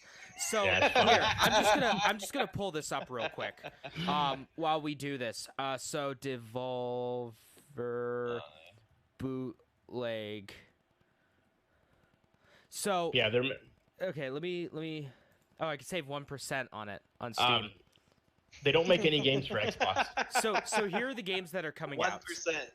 Devolver Bootleg contains 8 original ripoffs of Devolver digital games. It's $5. Okay, so you have games like Enter the Gungeon. Well, no. This is Enter the Gun Dungeon. You have games like Hotline Miami. Nuh-uh. This is Hotline Milwaukee. You have Ape Out Jr. You have games like Shooty Boots, Super Absolver Mini Turbo Fighting Championship, Castlevania. Love it. And This is pretty great. Piku Biku Ball Stars. Oh, Yeah, and Luftrausers. But yeah, the games they make, they're kind of cool, but they do remind me of like the very like cartoony like NES games that you used to play, Schroeder, you used to stream, things like that. Like that's exactly what they make. Okay. Oh yeah, I played Hotline Miami and a couple other ones, man. It's all 2D. Yeah, but have you played Hotline Milwaukee? No, I've never played that. Oh, that game's in the Hotline style Milwaukee. of an Atari 2600 game. Yeah, they're great games, dude. And the soundtrack, honestly, dude, they're so good at picking soundtracks too. Their games. But yeah, that was funny. They were talking about the $5. I was like, dude, we're gonna be rich. We actually can afford these conferences now. And then one person cut in saying they're actually not doing conferences anymore. They're just doing directs. Yeah. Because they kind of made fun of. They were making fun of the Nintendo Direct. It was all in the style of a Nintendo Direct. They're like, this is the thing now. This is what you got to do. You don't go to conferences. Including you just the transition screens looked exactly like Nintendo Directs. Yeah, they were like, no, you don't go to conferences. You just do directs. You place them online, and that's the future. So I guess that's what we're doing. We're being hit. It was great. I refuse to talk about it because I feel I can't do it justice. Someone's throat gets ripped out. Yeah. An alien basically burst through the guy's skin, and the owner was like, dude, you're way too early. I wasn't going to talk about your game yet. And the monster that just ripped this guy in half was like, oh, my bad. Well, while I'm here, do you want to just talk about it then? Fine. And she walks off screen. It's so cringy. I love it. But yeah, definitely check it out. But yeah, they don't seem to make games for Xbox. Everything was PlayStation. PlayStation and Switch. Yeah. And PC. That's what they do. So they don't have anything for Xbox. So that's kind of Dissolver. Yeah, go check it out. It's only 24 minutes long. Yeah, it's half hour. Everyone's got a half hour. Next would be Ubisoft. Ubisoft, man. Ubisoft. So did you dive right in? Did you watch the pre-show to Ubisoft? No, I had to watch it after the fact. Oh, I would recommend it because it's just Ice-T giving tips on how to be not a shitlord while playing video games. At least that's what the GameSpot video or the game. No, I watched that on the official Ubisoft stream, or was it GameSpot stream? I can't remember which. But yeah, it was just Ice-T going like, "Don't be a shitlord." That's funny. It was good. So the first thing that they showed off was Assassin's Creed Odyssey is a video game that came out last year. Takes place in Greece. Latest entry in the critically acclaimed Assassin's Creed franchise, and it's the first Assassin's Creed game I actually really liked. True that. So this one they are adding, which Jeff, you may like this. You may appreciate this. They're adding a story creator mode. So you can make your own quests. That's beautiful. Basically, you tell your own story in the ancient Egyptian, no, not Egyptian, ancient Greece. Roman times. Greece. Yeah, Greece, yeah. You create your own story, and you actually play it out. Mm-hmm. And that's available right now. If you go to, like, I think it's Ubisoft's website, you can do it. Like, right now. That's neat. If you wanted to. Yeah, it's like pretty. It's a simplified version of just like a story creator, using more of like a like Tenchi. Kind of. Okay. Because you can make your own levels, and I'm like down for Assassin's type of making your own levels in Assassin's Creed and jumping off of walls. It's pretty rad. I'm excited for that. Another thing they announced, that would be super cool. Another thing they announced was the Discovery Tour is coming back. So the Discovery Tour was introduced in Origins, the previous entry in the Assassin's Creed games. Basically what it is basically there's no combat, none of that stuff. You basically walk around a certain area and just learn about the world, learn about the history of it. So it's more of an educational thing, and then you take a test at the end. So that's coming back to Odyssey. That's coming this fall. It's available for free if you own the base game, or you can purchase it as a standalone thing. So, hey, maybe history class in high school might be entertaining. I mean, I loved history, so it's always entertaining for me. Yeah, me too. I was a big fan of it. But for those who don't like history, you might be entertained by this. The show started off with the Assassin's Creed Symphony, playing some basically snippets of the soundtrack from throughout the years. They're going on a world tour, the Assassin's Creed Symphony. That's pretty cool. The only place in the U.S. is San Francisco. Then they immediately just got... They always get the best stuff. I know, right? And then they immediately just jumped right into it. You know, they just jumped right into it, as Philip DeFranco says. Watch Dogs Legions, the latest entry in the Watch Dog franchise. Boy, how does this look good! So it takes place in a futuristic London, as opposed to the first two Watch Dogs, which are more set in present time, and also in the U.S. This one takes place in London in the future. Shit's fucked. Government's taking control. And it's basically Jet Set Radio minus... Kind of. Yeah, actually, like, legit, kind of like Jet Grind Radio, but without the rollerblading, the sick soundtrack, and the that guy with the giant gun. Watch Dogs.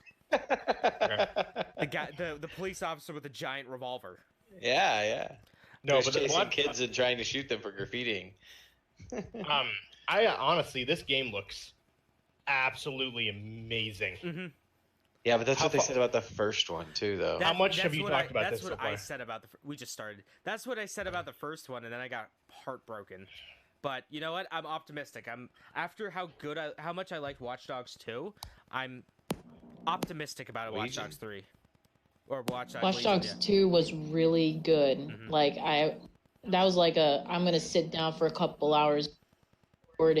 Yeah, you gotta put some work into it, and you love every minute of it. And hacking it is third person, but it's gonna be. I think it's gonna be sick. What do you mean? At least even though it's third person. A lot of people don't like third person games. Really? Third person, yeah. Really? So, some people do. I don't know. Nevertheless, say what you have to say about it, James, and I'll say what I have for it. You can recruit anyone in the world. So before you just played as your one character. Either Aiden Pierce or I forget his name. It's been a hot minute since I played Watch Dogs 2. I forget the main character. Yeah, you go run around and then you just do missions. That's what the original one was like. Now you make your own team. So pretty much you start as a character, you can walk around, do a quest for another character, and recruit them to join your team. Each character in this world, each NPC in the world has their own individual stats, their own individual like storylines, and all this other kind of stuff. And they're all fully voice acted. And you can just go up to them, help them out, do their thing that they need you to do, and recruit them onto your team, and then swap over to them. So you have people that are like, they showed off this one chick that was like a ex-MMA fighter. So she was really good at hand-to-hand combat. Another guy was a drones expert, so he's really good at like dealing with drone stuff, because drones are big in this game. There is a granny who is an ex-assassin. You can have an entire team of just like 70-year-old ladies. Yeah. Beautiful. Nanageddon is upon us. Yes! I'm immediately like all in right now. I am all in on this. I'm looking at the Nana right now, man. It's insane. You can steal cars, beat up bad guys. You can turn invisible with certain abilities. If you die, you basically permanent. If your character dies, they're dead. You can't revive your character, but if you die, the game automatically goes to another person you recruited, and the game picks up exactly where that person died. Well, no, it picks up where that character is in the world, and then you still continue the mission. You still continue the mission that the other person had started.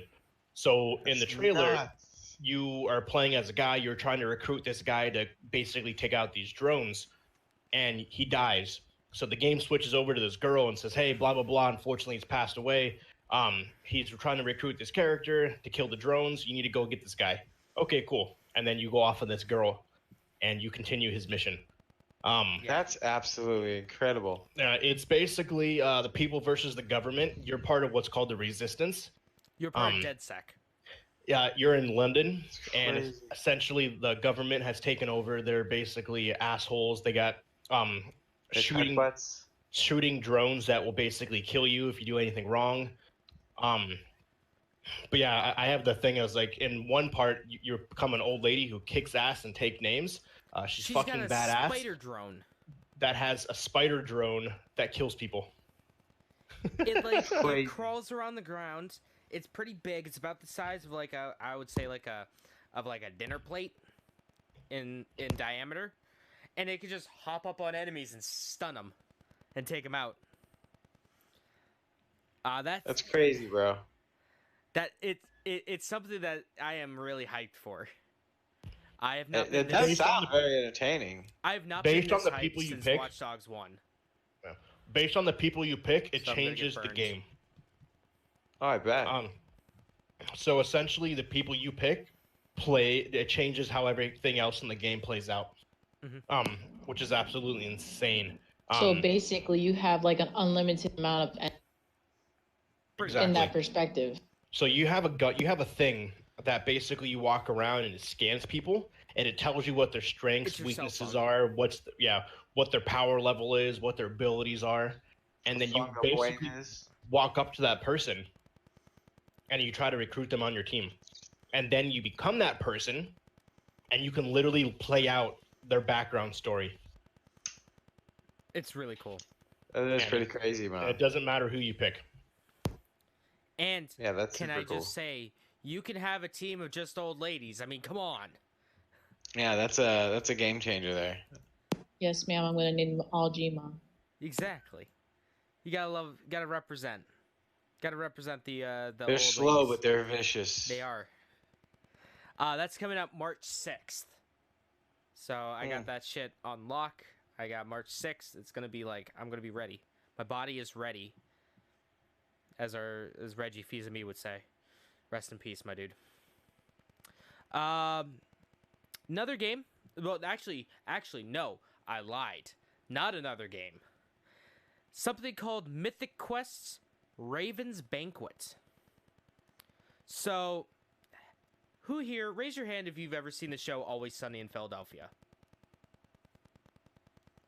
You know Mac from Always Sunny? Mm-hmm. How would you feel if he was the head of a game studio? Oh my goodness. And how would you feel if he was an egotistical dude who happened to make the most popular MMO ever made? What's the name of this? Mythic Quest, Raven's Banquet. So it's a new TV show that's being made in partnership with Ubisoft. It's about game devs. Think of it as The Office, but with game devs. Like the Guild? Yeah, kind of like the Guild, yeah. But they're actually like making the games. I don't know. Do you remember Code Monkeys on G4? Yeah. It's kind of like Code Monkeys, but live action. That's cool. Yeah, it stars Mac from Always Sunny. I'm immediately in. Already in. It's coming out. They didn't say like an actual date, but it's going to be on Apple TV's streaming service. So, yeah, that's going to be a problem. I'm not going to be able to watch it. I'll pirate it. They showed off some new stuff for Rainbow Six Siege, Operation Phantom Sight. It's Season 13. You got 2 new operatives, one of which is a James Bond guy. Walker, do you have anything on Rainbow Six Siege? First off, there's a fucking metric shit ton of Rainbow games. Yeah. Tom Clancy games was like looking 90% thing. Insane. They're good. No, I just have they have 2 new characters. Graphics pretty horrible. And there's a 52 battle royal coming. It's called a Clutch Royale. All right. Nope. I'm done with that game now. Yep. I'm done with it. I haven't popped it in yet. I've had it for years. I've had this game for like 2 years. Haven't popped it in my system. Definitely not now. Brawlhalla is a video game. It's like a free-to-play, like Smash Bros. Clone on PC and consoles. Big thing is it's getting Finn and Jake from Adventure Time. Same with Princess Bubblegum. Ghost Recon Breakpoint. There was a cute dog during the press conference. Cute little pupperino. They're adding... Hello? They're doing a solo mode. Hi, sorry. Hi, I had just... Walker, your mic's on. Not my bad. This fucking guy. It's going to have a solo mode, so you're actually going to have AI companions who will help you out. Basically, what you're doing is your ex-Ghost Recon guys trying to take out the Ghost Recon. So, pretty neat. They're adding something called Delta Company, which is a community program for Breakpoint. You're going to be able to a little bit more of a community to talk with other people and talk directly with the game devs to say, hey, this is what I like, this is what I don't like.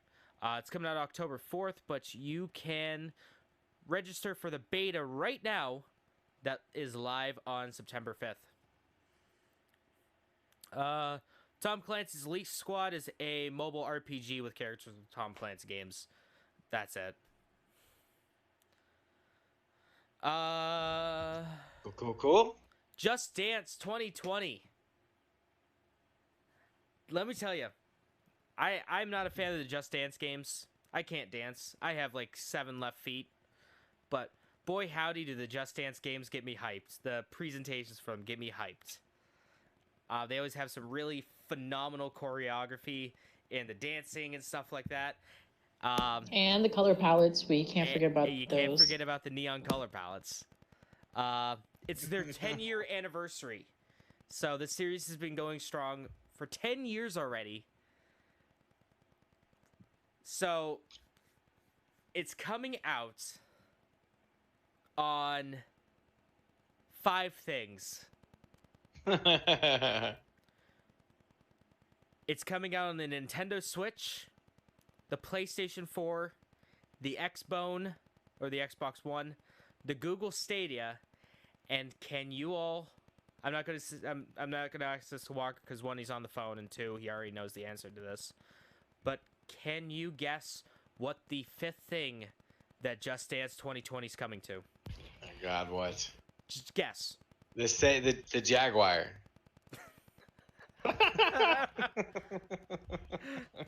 All right, so we got the Jaguar.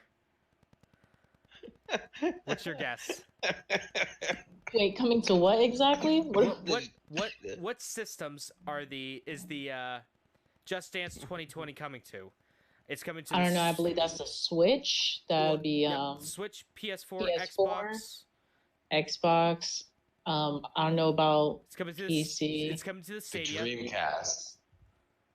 No. Genesis. No. What? What's it coming to? The suspense is fucking Wii. The original Yes! The Wii. original Wii. The Wii. The Wii's been MIA for a minute. Yeah, I don't think 13 we've got a title in a years. while. It's been out.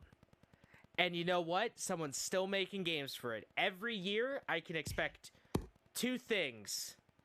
I gotta pay my taxes, and there's gonna be a fucking Just Dance game coming out for the Wii. I love it. I love it so much. I'm probably gonna buy it just for the fun of it. No joke. Just to say. I will say, Game looks crazy. it was hilarious when everyone came out and they were dancing and singing and stuff. Oh, it was great. Dance. Just Dance 10. Next thing they showed off is a new limited game event for For Honor called For Honor Shadows of Hidekori. It takes place in a Japanese forest. There's a bunch of spirits. It's going on now. This literally reminded me of Assassin's Creed meets Dynasty Warriors.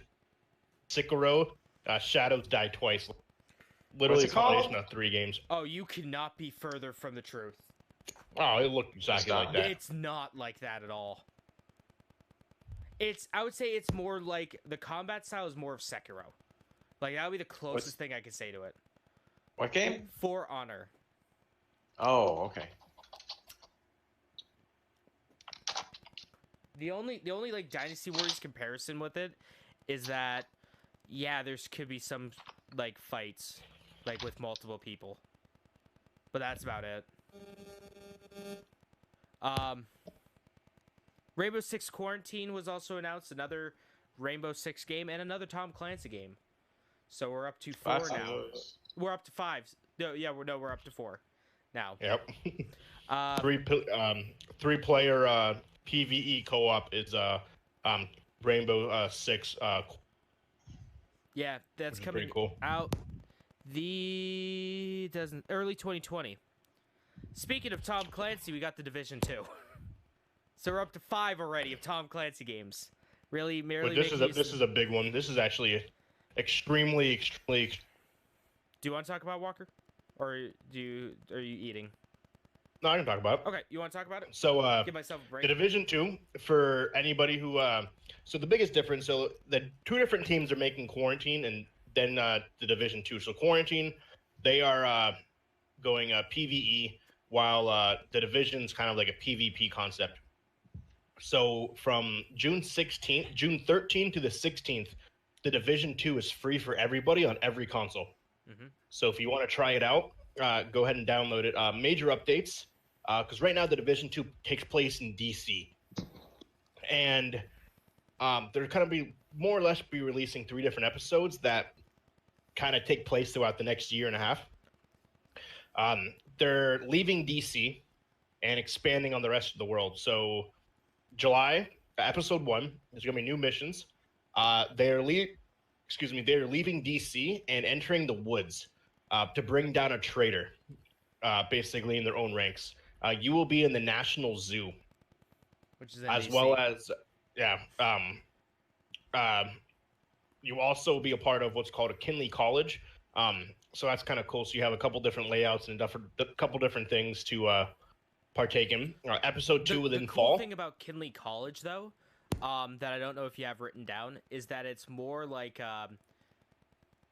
it's more open, and you have to use like investigation stuff to solve what happened.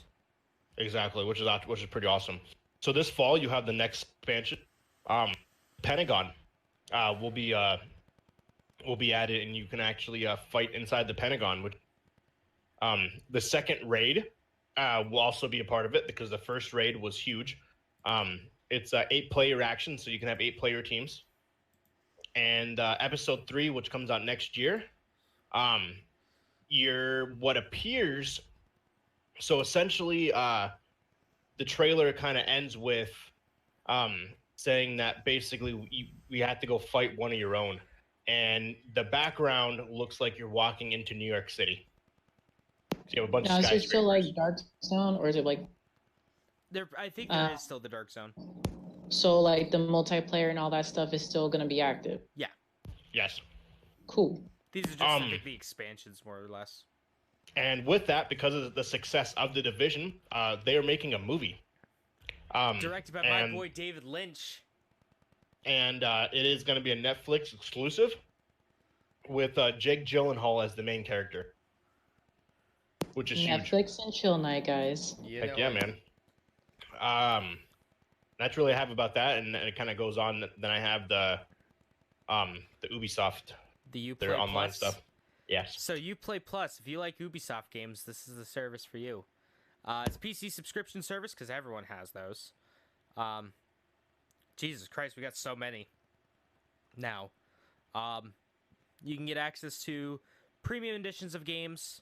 There's over 100 games that you can play. It's only $15 a month. You get new releases and classics coming out September. And Uplay Plus will be available on the Google Stadia in 2020. Cool thing too about all of this is that it includes the Division 2, the Assassin's Creed games. So it's pretty awesome. Prince of Persia Classic.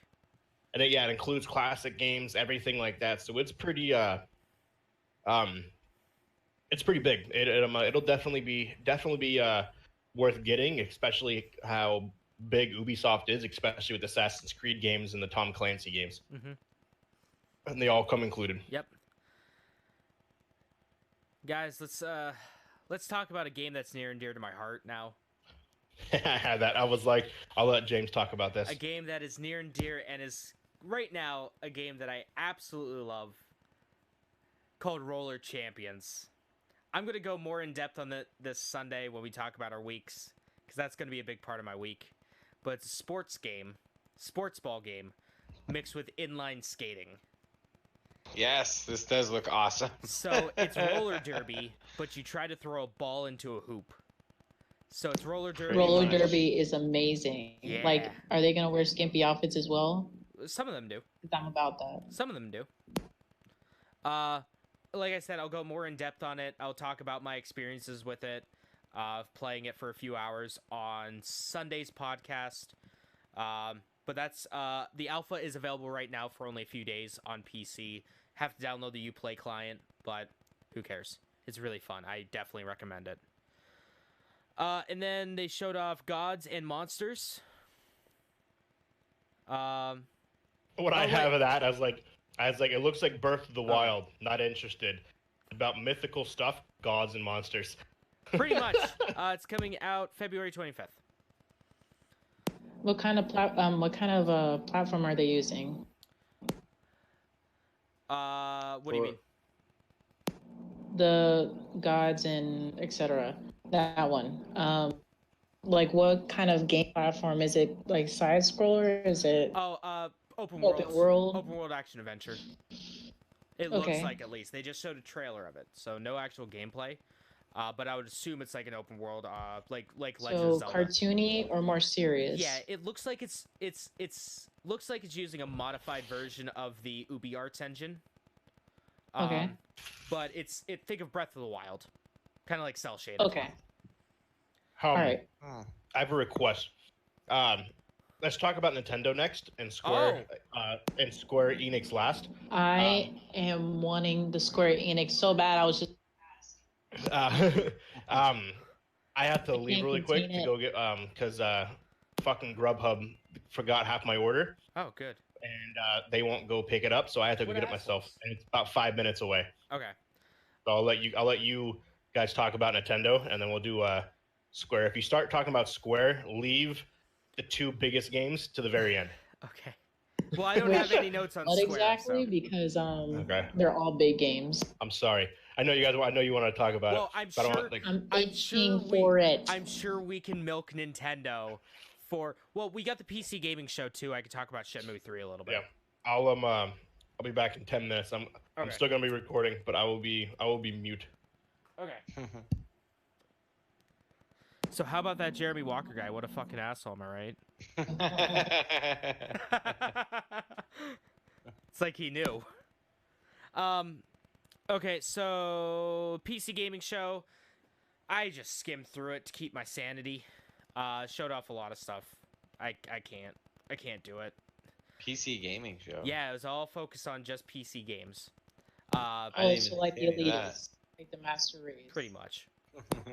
But the big thing they showed off, which is surprising, is they showed off Shenmue 3. So we in China, boys. We're in China now. Yes. I really did like the original. Boy, it doesn't look great graphically. Oh, really? It does not look great. There are times where it looks pretty decent, but boy howdy does it not look great all the time. For a game that's coming out November 19th, it looks like a really good like PlayStation 3 or 360 game. Let's put it like that. It's coming to the PS4 and Epic Games Store. So screw you, Steam. Let's go onto this platform that doesn't work. The cool thing I liked about it is that pretty much after either before they showed the gameplay stuff or after they showed the trailer, they had an interview with the devs, which I really liked, and I appreciate that. So we get to learn a little bit more about the games. Let's get into today's big thing, the Nintendo Direct. Now, you both watched this, correct?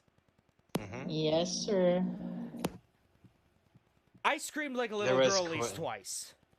There were at least there was twice quite I a lot screamed. of good stuff. Let's talk about Super Smash, amazing. There's a bunch of different ones. Let's talk about the first Smash Bros. Thing that opened it up. Fucking Dragon Quest! Dragon Quest characters! Yeah! Finally! We were freaking out. Finally! Yeah. Because what, they had I'm not gonna lie, at first I thought it was Dragon Ball Z characters. I was like, is that Trunks? Who is that? Well, I mean, hey, they're both by Akira Toriyama, so it's kind of basically the same. And then I thought it was then a character maker, and then we were both wrong. Yeah, we thought it was character makers at first, which I'm surprised they haven't done anything like that yet. They do. The Mii Fighters? They do? Yeah. Yeah, you can make your own. Pretty much. That's cool. So they showed off the main character from 11, the main character from 8. I don't know about that other one. The one that was in the back. I don't know what Dragon Quest he was from.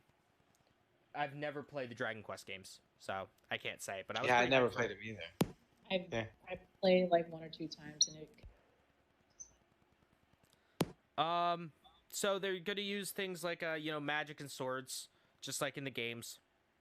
I really liked how that one character, you were able to swap between like different magic options. Like it pulled up an actual like UI thing for different options for magic, and it had a mana bar, which I really liked. That's coming this summer. They showed off more stuff for Dragon Quest XI Definitive Edition S.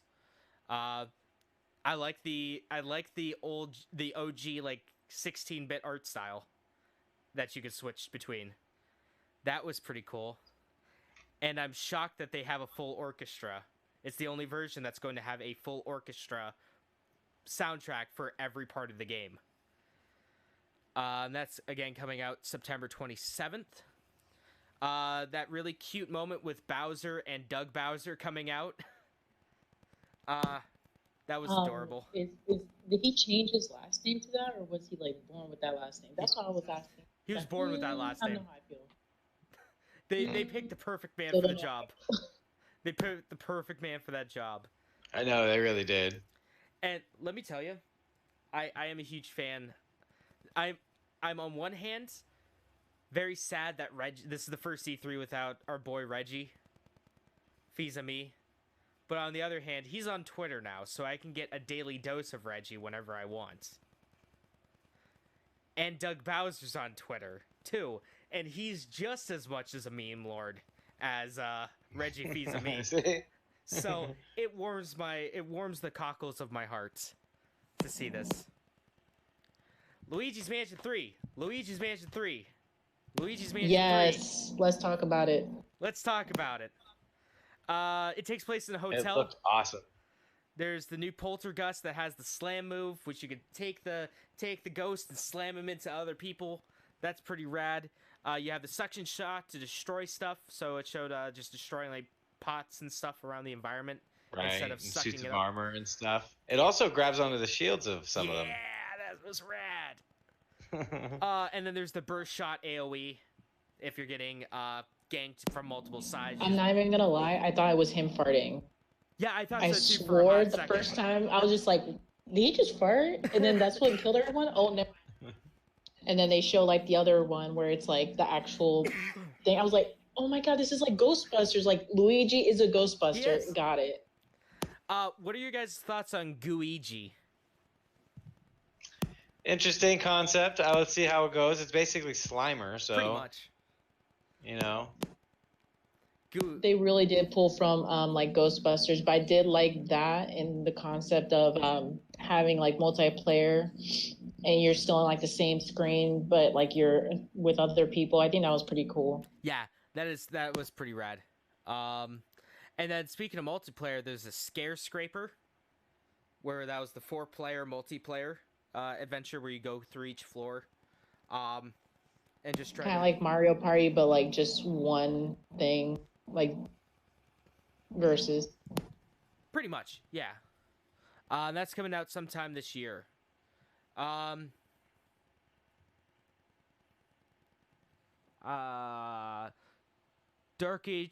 Dark Crystal Age of Resistance Tactical. Yes, it's tactics. It's like Final Fantasy Tactics, it's FF Tactics, but with Dark Crystal. Let's Yeah. talk about it.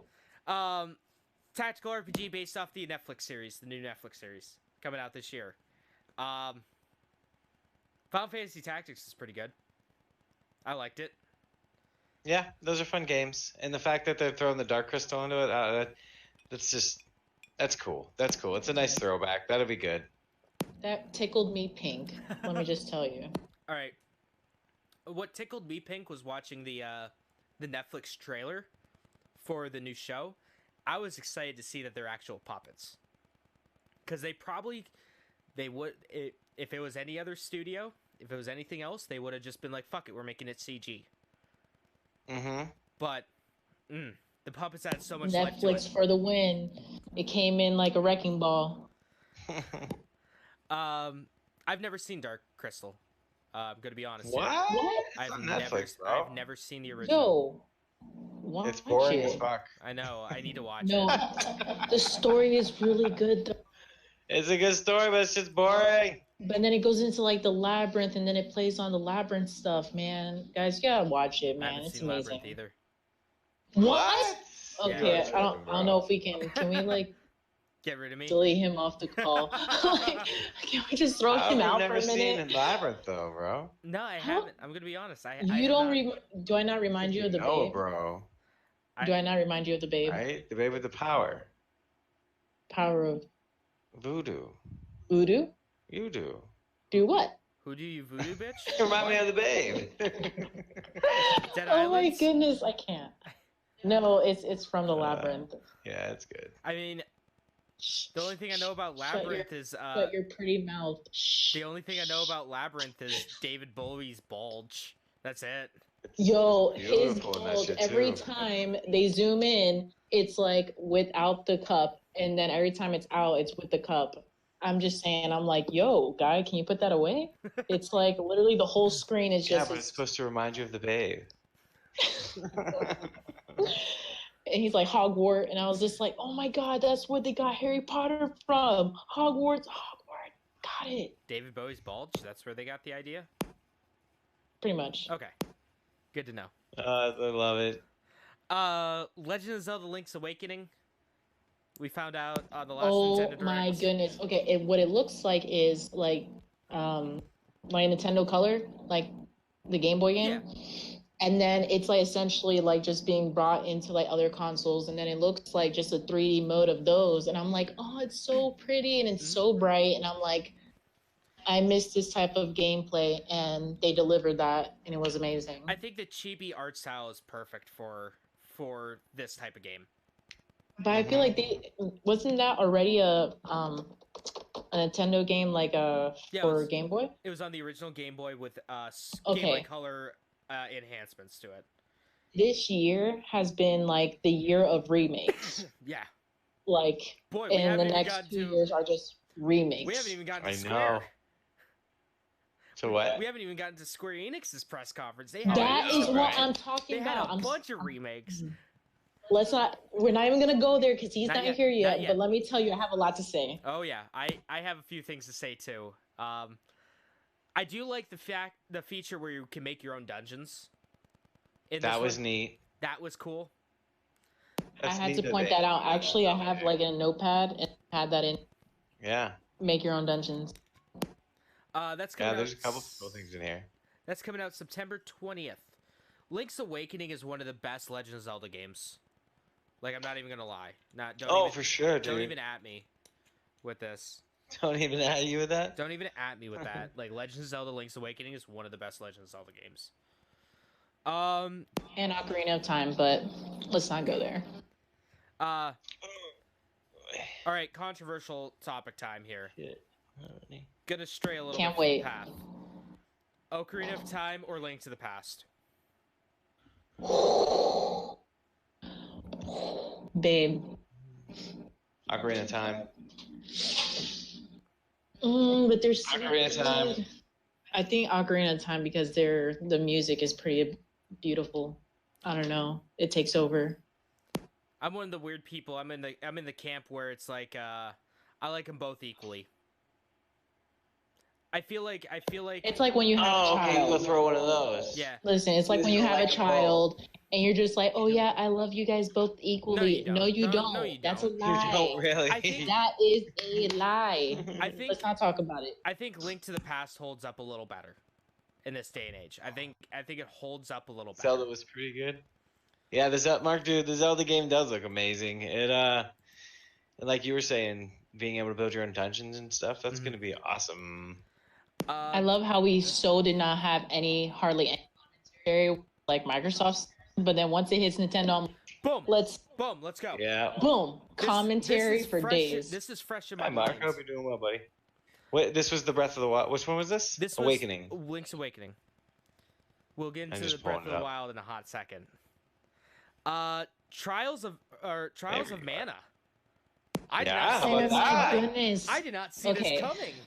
That was pretty left field. I did not know that was even a thing. But like, I do have the Legend of Mana, and I have the Japanese version. It's one of my favorite games of all time. And then this comes out, and I'm Secret like, of what? Mana is great. Secret of Mana is one of the best Enix games ever made. Right? Legend of Mana did not get enough love, but Legend of Mana was a beautiful game too. Well, hey, you're gonna be able to play it now in English. In English. That is available right now on the Switch.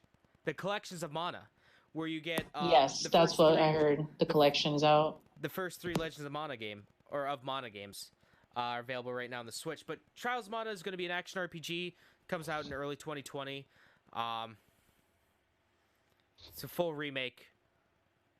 I really, at this point, need to get a Switch. I really do. Like, deep down inside, I want to do it. It does. Every day. Legend of Mana is a necessity. It's a necessity. If they're remaking it, that's big. He's like going to be talking to me. I'm like, okay. All right. Okay, babe. All right. You know what? Do whatever. Playing your goddamn Game Boy Color again over there. Jesus. I'm just like, okay, babe. All right. Just, whatever. Okay.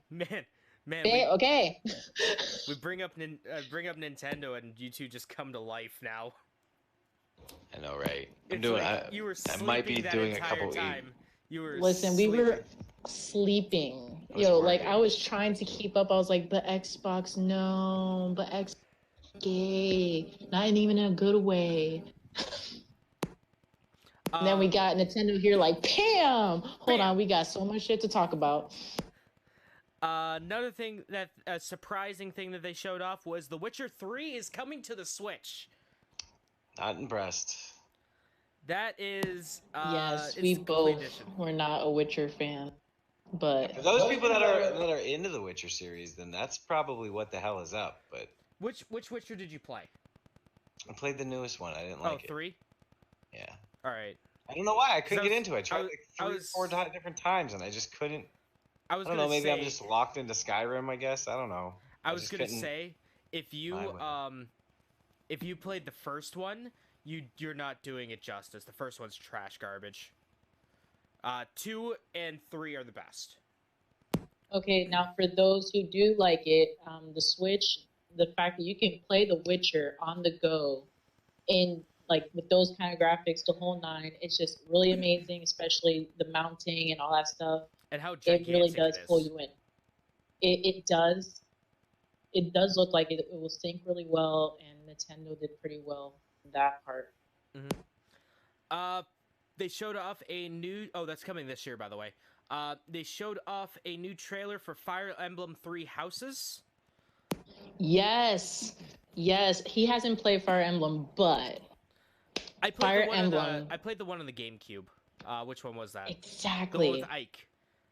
Yes, and then Ike freaking comes out in Super Smash. I'm like, Ike, Bae, where have you been?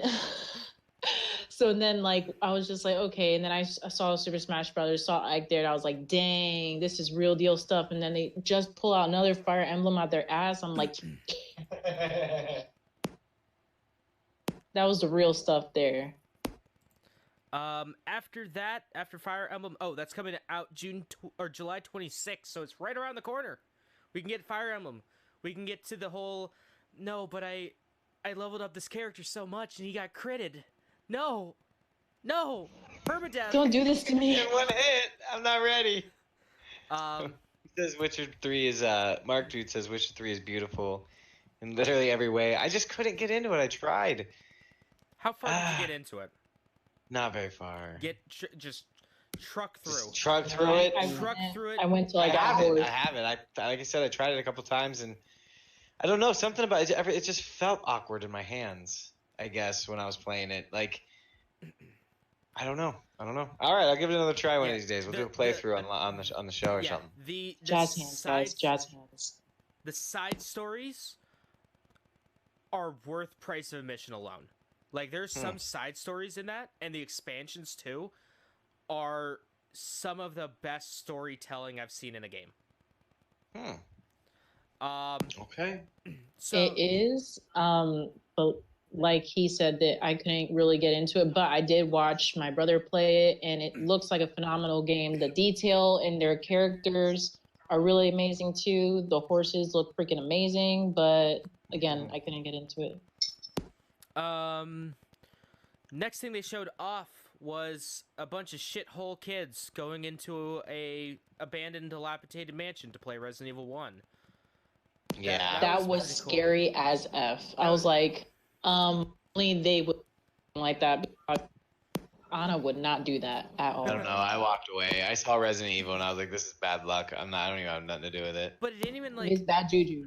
But like, okay, so it's Resident Evil 1. All right, we already knew that came out already. Remakes. They announced that RE5 and that other Resident Evil game we don't talk about are coming out this fall.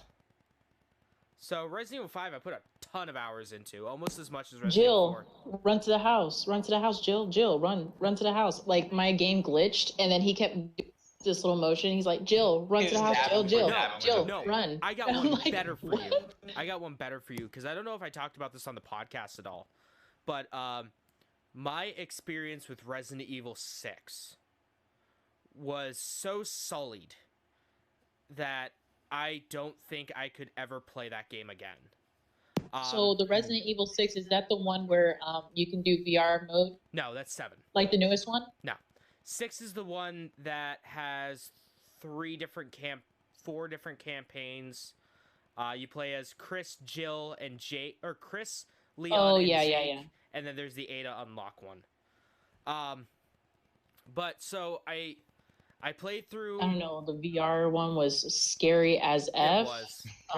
Let's not even talk. Like, this is what they did to me. Resident Evil VR. Okay, so what ended up happening was they put the VR on my face for the first time, and then they're like, okay, so we're gonna play like the Resident Evil, and then we'll just switch between us. Great.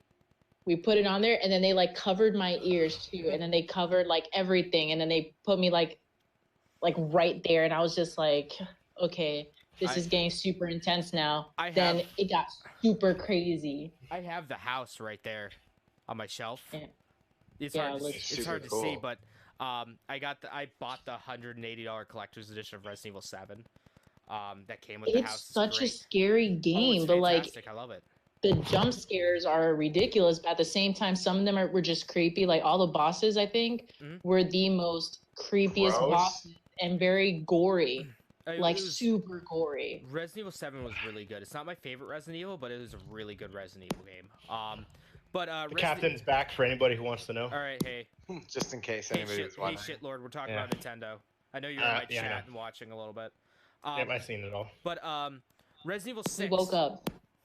Resident Evil 6. I played through Gears of Evil, which was Chris's campaign. It was just a cover-based shooter. I played Quick Time Events, the game, which was Jake's story, and my favorite character in the series is Leon. So I saved Leon's story for last. And so I am just forcing myself to beat this game. Because I'm like, I'm going to get to Leon's and I'm going to have a good time. And I have a relatively good time with Leon's story, because it's actually atmospheric, it's a little creepy, it's good.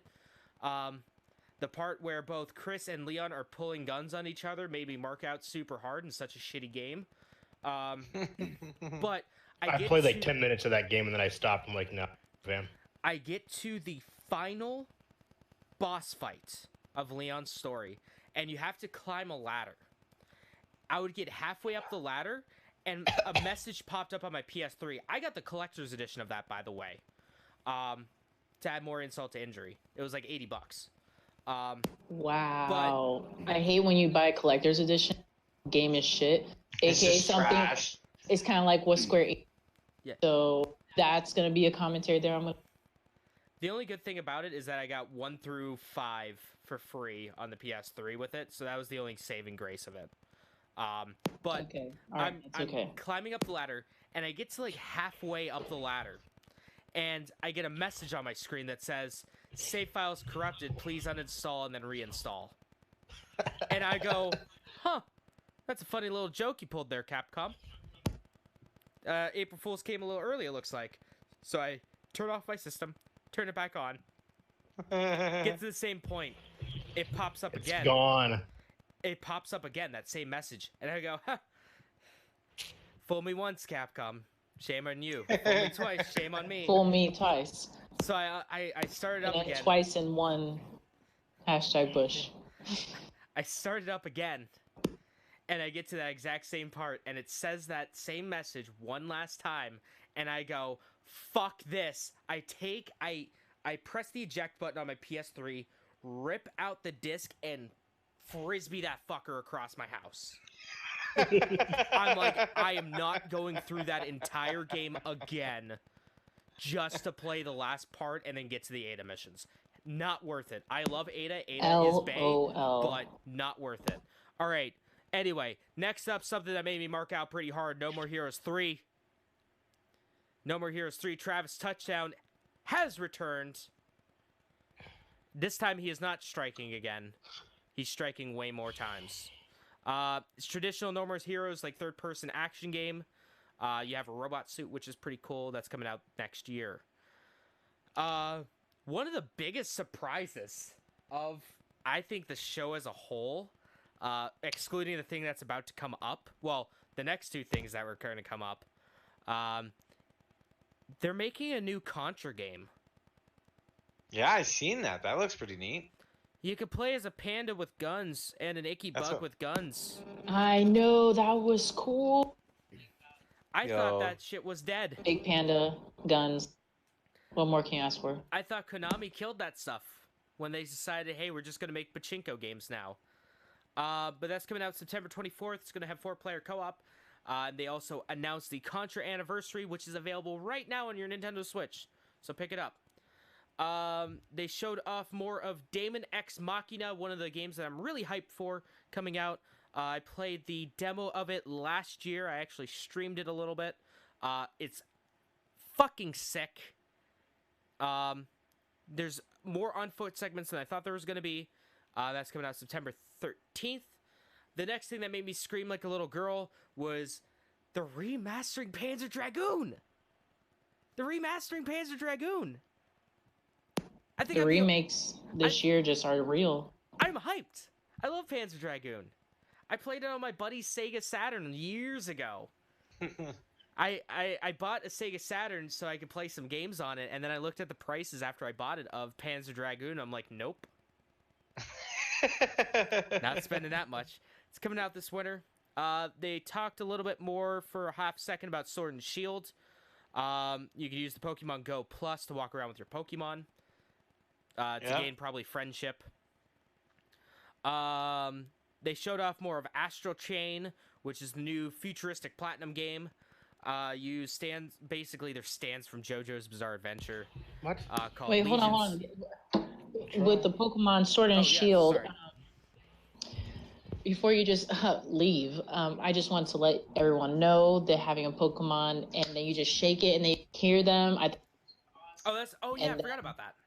I thought that was super cute. Like, oh, you can have your like character with you. Like, I would like to have like an Eevee just chill with me all fucking day. But then we had Nessa, which is one of the NPCs that you're playing, and she just freaking kills it with her freaking bringing this huge Pokemon. It felt like more like Yu-Gi-Oh. Yeah, for Pokemon. Like Pokemon just was like, you know what? Let's throw in some Yu-Gi-Oh shit in here. It's gonna be boss, and then that's what happened. I was like, Dynamax Pokemon, the Dynamax stuff. Dynamax. We talked about that last week. I think that was pretty cool. Or Sunday. Exactly. But the actual gameplay of it, I thought that was pretty cool. It's very like 3D. I feel like it's getting more toward like Tales games and stuff like that because it has like the characters are out more. Yeah. Like I don't know what to say about that. It's like graphically, it's like more 3D-ish, and you can like really feel like you are the character. Yeah, you have full camera control. Yeah, so I thought that was really cool that Pokemon finally got with the program. Got with the times. Yes. But Astral Chain is coming out August 30th. You fight a bunch of different monsters. It looks rad. It's by Platinum, so it's going to be good. They haven't failed me yet. Oh yeah. Empire of the Sin was announced, made by Paradox Interactive. Top-down Mafia game coming spring. Marvel Ultimate Alliance 3.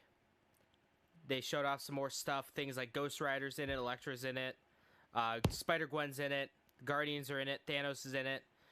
They're going to have expansion pass that's going to have Marvel Knights, X-Men, and Fantastic Four stuff in there. That's coming out July 19th.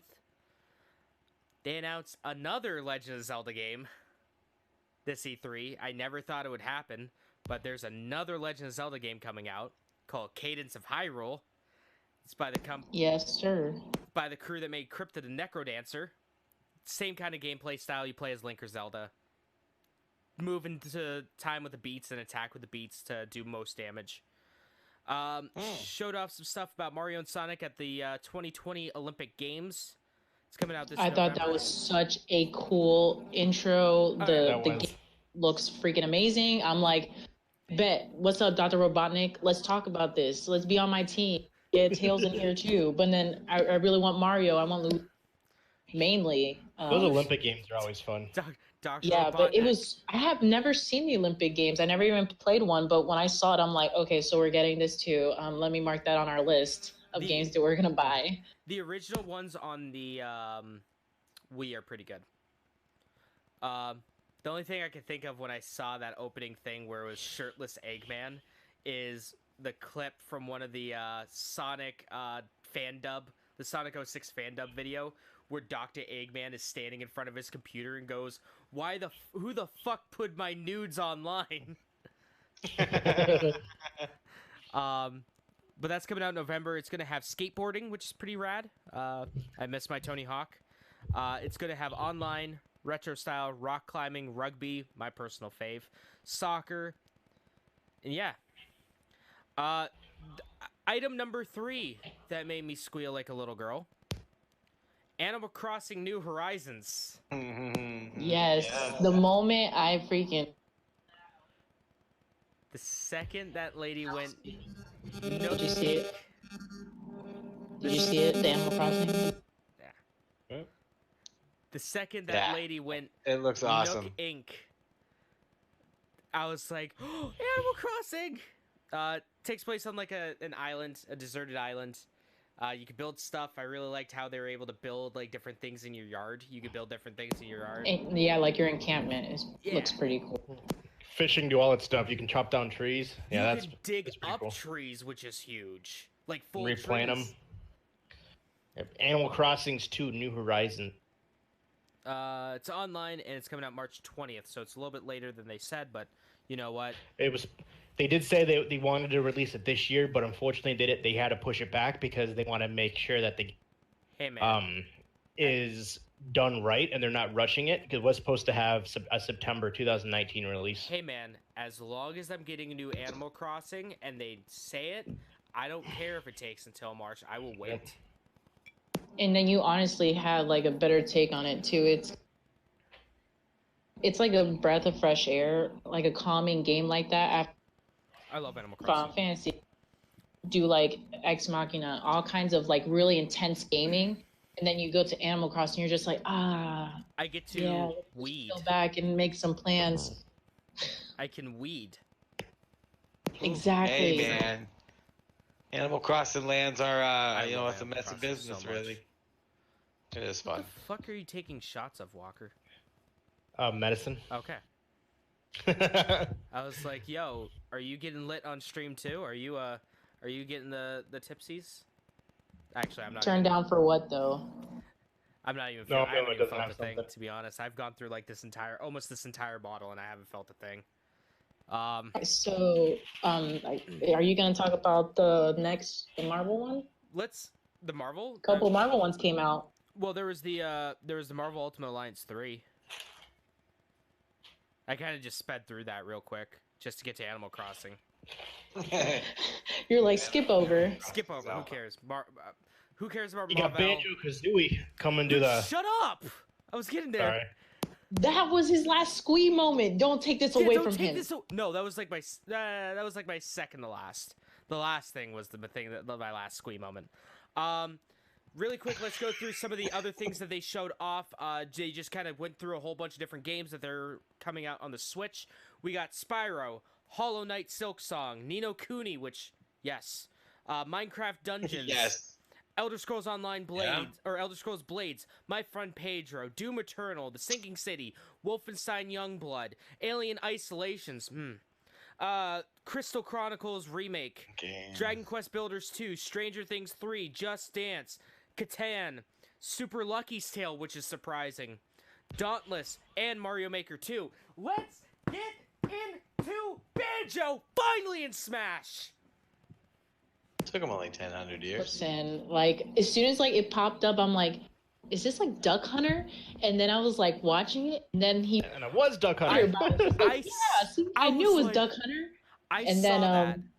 Isn't Duck Hunter already in the game? Feathers everywhere. I saw that when they first showed that. I'm like, no fucking way, no way. And then it showed it was Duck Hunt Dog, and I'm like, you motherfuckers. Well, the first thing that made I love the face on Donkey Kong, and they're like, what? So I don't know. What?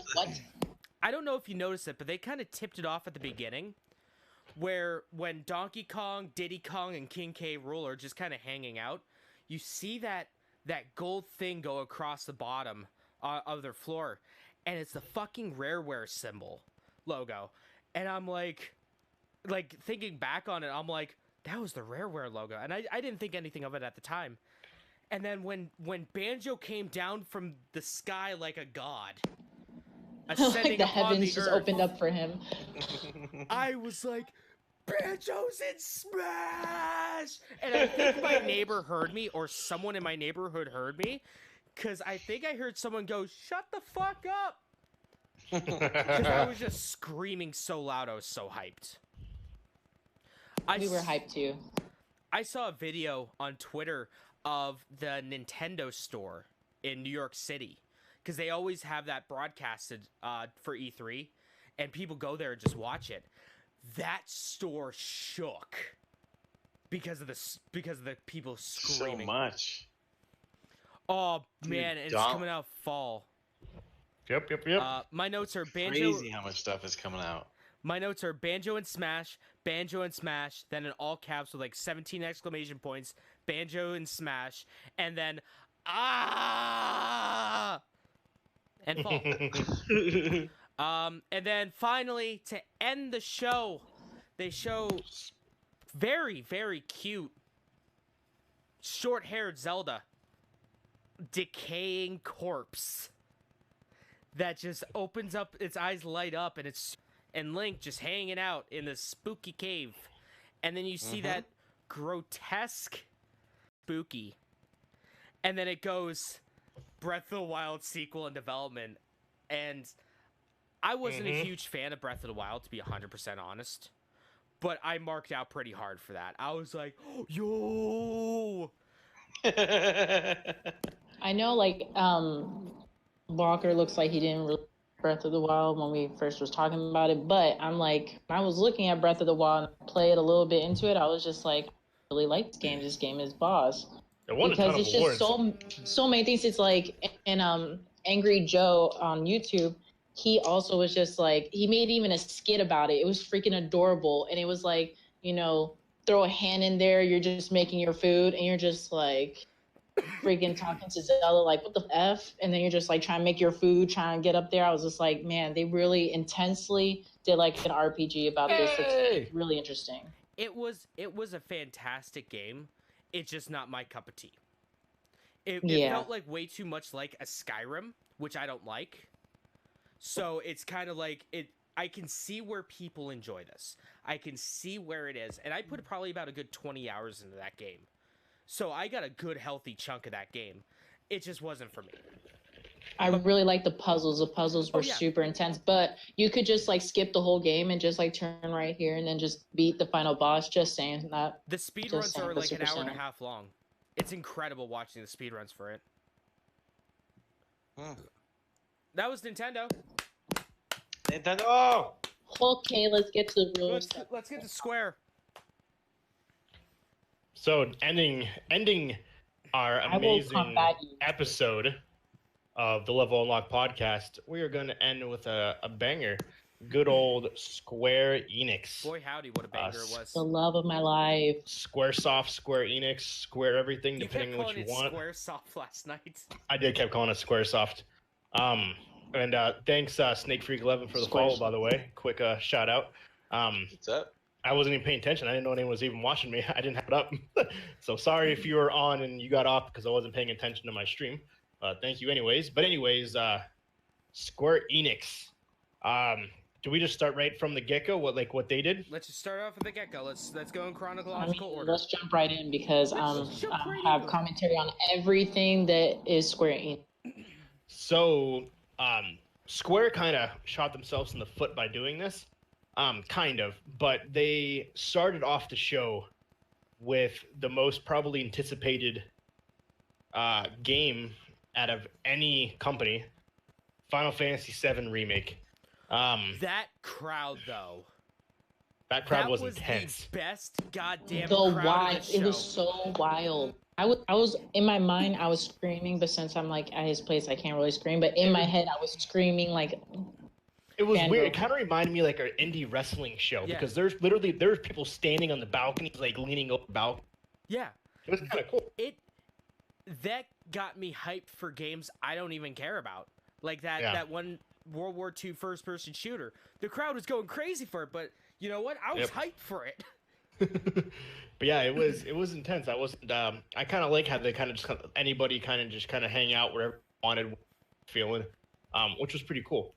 The Aerith scene, they did a little bit of the remake scenes. They were super iconic as well, and the gameplay looks. I thought it was gonna be like Final Fantasy 15, but it looks like a mixture of Final Fantasy 15 / like Kingdom Hearts. I was shocked by how it did the was like it looks the precision fluid. mode. Where you get to slow down and actually pick. It's a mixture of the classic, or of the more modern like RPGs turn-based and the turn-based stuff, which I thought was great because I was worried about that for a second. I'm like, I couldn't handle like it not being a turn-based game because I'm like, this is what made you a thing. And at the same time, they really can't though because that's such an old, outdated tech.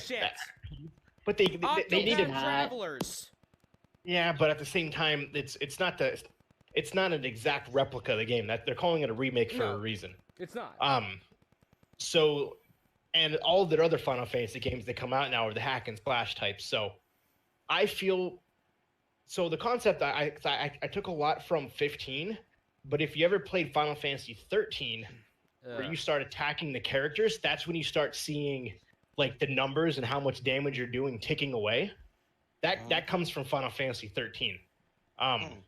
Being able to run around the character where you can basically stab its butthole when it can't attack you is from 15 in Kingdom Hearts. I love how it allows you to play the characters simultaneously. Yes, it's so fluid. I loved it. And how you have Barrett taking his handgun, his arm gun, and just lasering the guy, while Cloud, you switch to Cloud, and you're running behind the giant monster that's distracted, and you start hacking and slashing. The character turns around the Cloud. You go back to Barrett to start shooting him. That is really cool. Tifa laying it down. Tifa got me so real hyped. quick, I had to make this commentary because it's like anticipated commentary. Yeah. Her boobs got a reduction again, just like in Having Children. What the F? She had big boobs for a reason. That was her character. I feel like it was a part of her model. And then Having Children came out. They're just like breast reduction. Yeah, but how much and then we get the remake, and I'm like, what is this? How much is that? How much of that is fan service though? Like eliminating as much like all the fan service. But it would kind of be like in anime. You have a very specific character that has cleavage. And they redo it, and it's just like flat-chested person. Everyone's gonna be like, "What?" Well, I mean, I don't know. It just killed me. It really did. I was just like, Tifa, what happened? With Attack on Titan. Why your boobs keep getting smaller and smaller? I didn't like that part, but other than that, it was amazing. And I like what it actually makes me want to play Final Fantasy VII now. Go ahead. Sorry, James. I keep saying this all the time. Final Fantasy VII. Great for the time, not great now. It's fine. It's a fine game. It's hard to get into it now. It is. It's older when you got square hands and stuff like that. Animation's rough, but it's gonna be phenomenal. And like James was saying, so you have in the original one, if you ever played it, you have materia. You can throw fire, ice, different things, and from the look of it, you're only allowed 2 materia. Because in Cloud's sword, that's where his materia go inside of his sword. Yeah. There's only 2 spots. You will be able to summon because if you pre-order it, you get a free chocobo summon. So we will have that. Yeah. What? I did not know that. Thank you for telling me. But yeah, so they actually have a mode, what James was saying. So base freeze, allowing you to go through the different menus to click summon, click this summon, so that way you're not like fuck I'm trying to summon this character but I'm getting shot. It reminds me a little bit of like how Chrono Trigger, you could do either the active time battle or the passive time battles. Yeah. And essentially what happens, you just press square and it does the hack and slash, builds up meters. And in those meters, basically, I'm assuming the more you level up, the more of these special abilities you have. But it gives you a stronger attack, or you can use magic or a summon or a potion. And then once you use magic, once you use a potion, a summon, it takes one of those meters away. And I'm assuming if you get like a summon like Knights of the Round, it uses every single one of your power-up slots. I wonder how hard that's going to be to get in this one. Yeah, like the Knights of the Round, it's like, you know, they took up the whole screen. That I'm looking at it now, like he's like replaying it, and I can't even imagine what it's like now. I'm like super stoked about it. It is episodic, episodic, however you say the word. It will be currently, they said 2 Blu-rays. I think it's gonna be minimum, but they said 2 Blu-rays. It might be more, but 2 full Blu-rays, 2 full games. Basically, the game's separated into 2 games. The way it sounds, Midgar, the very first part of the game is its own game, and it doesn't even open until the full world until after you beat that first game. Because I guess in the original Final Fantasy VII, it was 3 discs. Was the first disc Midgar? Yeah. Yes. Okay. So I'm assuming it's the same concept. And they're basically expanding Midgar to a larger story. So this probably the first, not even half, the first quarter, the first 1/5 of the game is literally going to be placed in Midgar, and that's a standalone game, which is crazy to me. I love awesome. Midgar. I love the way they have like the world set up. I feel like that's soon going to be us, but moving on. It's just such a pretty game, though. Let's just. Oh yeah, no, it looks fantastic. How pretty it looks. Oh, it does. Stunning visuals. They updated it from if you go back and you Google the 2015 trailer, they changed how the characters looked. Like they yes, they reworked it. Everything. Yeah, every character doesn't even look the same, which is phenomenal. I like it. But yeah, March 23rd, 2020, Part 1 of Final Fantasy VII Remastered comes out. Not remastered, remake. Can we talk about the different editions that are available?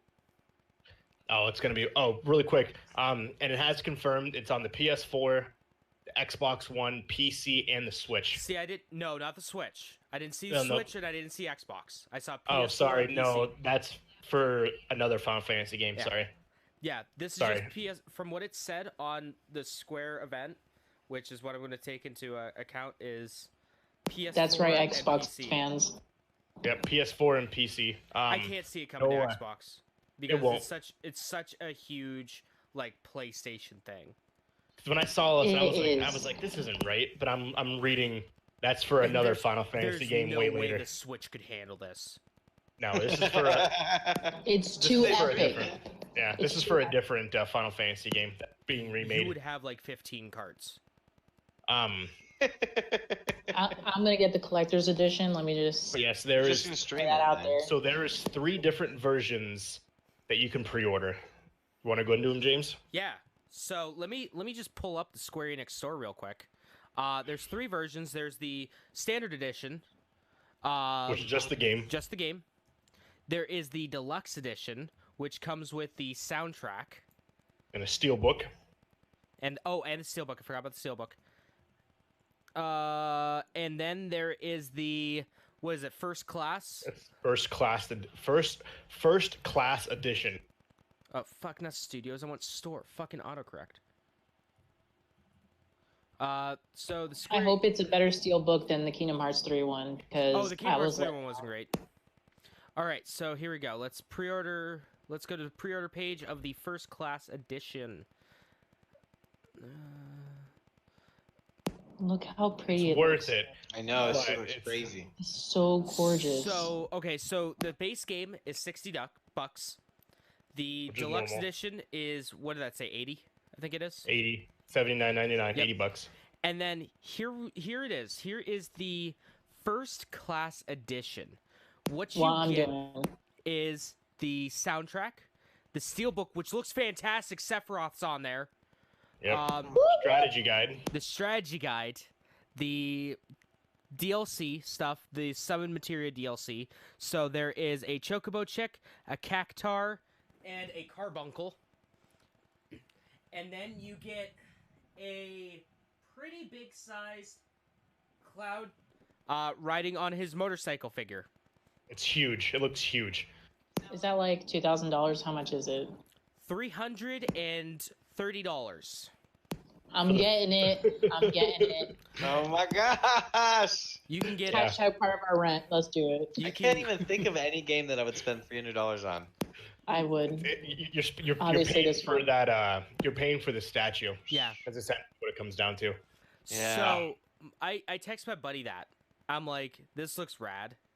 And I texted this to him last night, and then when he wakes up this morning, he texts me, he's like, dude, I need it. And then a few minutes later, he goes, I bought it.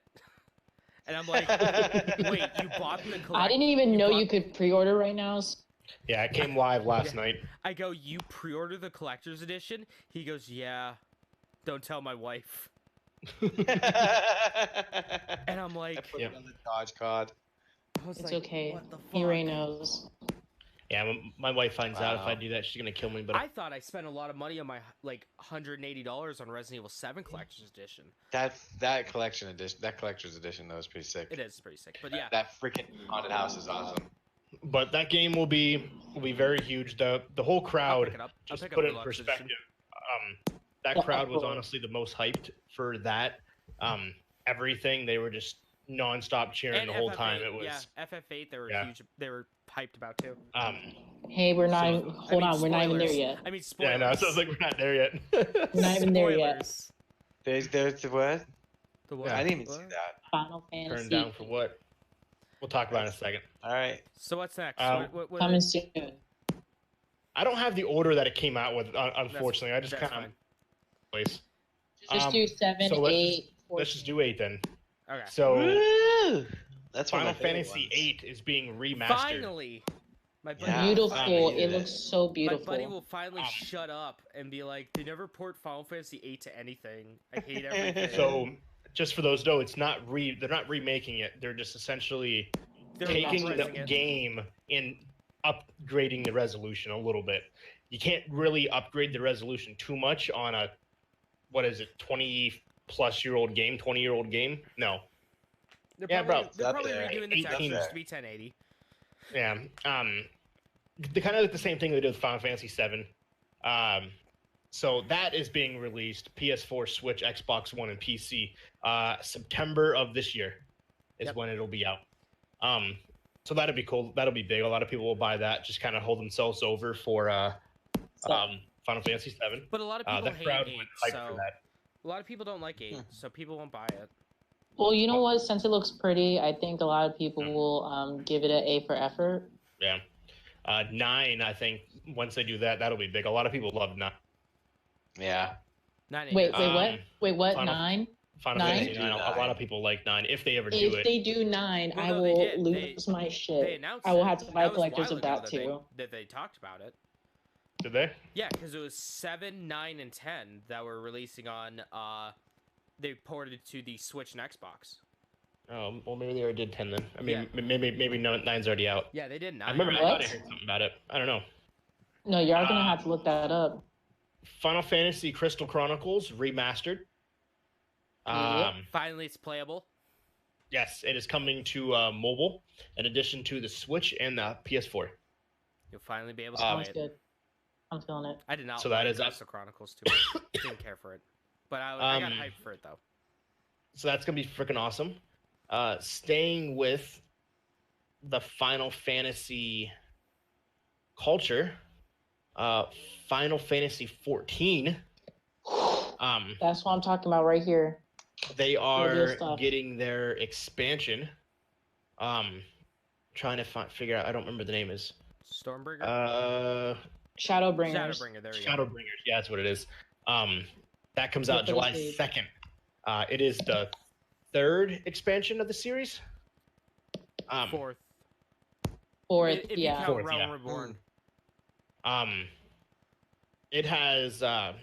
They talked about Final Fantasy 14. I think it's got 20 million people that have played it or something crazy like that. It was some astronomical number. Like it was one insane. Of the top most successful MMOs. Yeah, out there, which is amazing. Man, let me tell you, the director of that, he seems so happy to be there.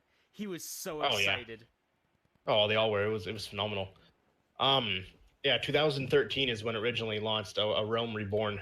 Well, that was the Realm Reborn. It came out before that was original Final Fantasy 2010 that no one talks about because it wasn't good. Yeah, 2010, and then it was essentially rebranded and relaunched as a Realm Reborn in 2013. Remade from the ground up, almost. Yep. Due to the overwhelming success, they're going to continue with this game. Essentially, the crappy thing is, though, they're kind of putting to the wayside Final Fantasy 15, which was a great game. Like, the director left. Yeah, I know, which sucks. So they can't really do anything else with it. Yeah, it is Final Fantasy 14 is Square Enix flagship online game, and that will come out on July 2nd. There is a trailer for it. If you haven't seen it, go ahead, because trailer's phenomenal.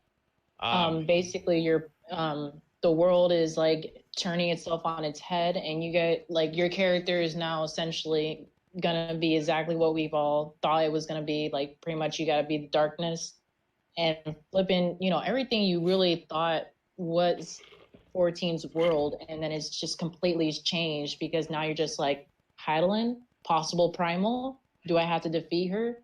I'm about it. Let's do it. So it's like a very weird concepts that they're gonna bring in, and I'm super stoked about it. So it sounds like almost their version of the Cataclysm event,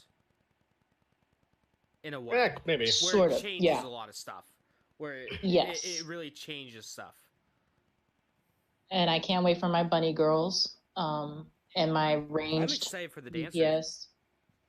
Yep, the dancer class. When they were talking about the first time when they were going to have like a healer class, I think the last release, they're just like, okay, well, the next release we'll do a healer. But really, we don't need any more healers. We got healers all down packed. But I was like, what would a healer dancer do? Like, is she a stripper? Is she going to boost morale? Like, what's really going to go on here? It didn't really make sense, the dancer class being a healer. So I'm really glad that they kind of made it a ranged DPS. They really needed some because the archer was just falling behind. So, in continuing in the Final Fantasy type realm, they announced the Kingdom Hearts 3 first DLC. It is called Remind. No. That was probably the quietest the crowd was that entire event was the Kingdom Hearts 3 stuff. I was so disappointed in Kingdom Hearts 3. Everyone was. Like, I played through it. Once it got to the end, I was like, what was it all for? What was the whole game about? Because obviously it made no sense whatsoever, and it let down all the fans. And then I'm like, I bet you there's going to be DLC. And that's when I'm going to draw the line here. It's all for Kingdom Hearts 4 going to Shibuya Station from World Ends With You. That's where it's all going to. But look at that. It's like, Kingdom Hearts 1.6, 1.8, 2.0, 2.5, 2.6. And I'm like, okay, you're just now milking the cow like hella much. And then we get like the DLC. I was like, no, they're going to play. They took out half the game just to get, it was almost like a Destiny moment when I realized this speaker wasn't going to tell me shit. It was that kind of moment where I was just like, wow, I had such a conundrum. Like I like riled up the whole house because I was super pissed about it. I'm like, if they do DLC, I don't know. They originally weren't supposed to, but I'm assuming just because of backlash. So essentially, the way that it kind of looks is that Remind is it's Organization 13 trying to remember who they are. And it looks like you play as the original 3, Aqua, Terra, and Ventus.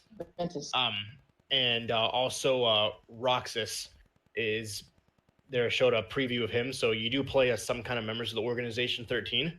So we will see how this plays out. And it also had Sora, but it gives you the ability, I'm assuming, to then play as the original 3 Keyblade masters. Well, so Kyrie really wasn't an original, but now she is. Aqua, Terra, and Ventus. Well, Aqua was the only Keyblade master; the other 2 weren't. But Aqua, you know what I mean. And Venta Oreo. Yeah, definitely. Yeah. It hurt me. It hurt my soul. That's what Kingdom Hearts 3 did. I stopped gaming for like 2 months because of that game. I had to just put it all down. I was like, okay, guys, can't play for a little bit. I'm traumatized. So we'll see how that plays out.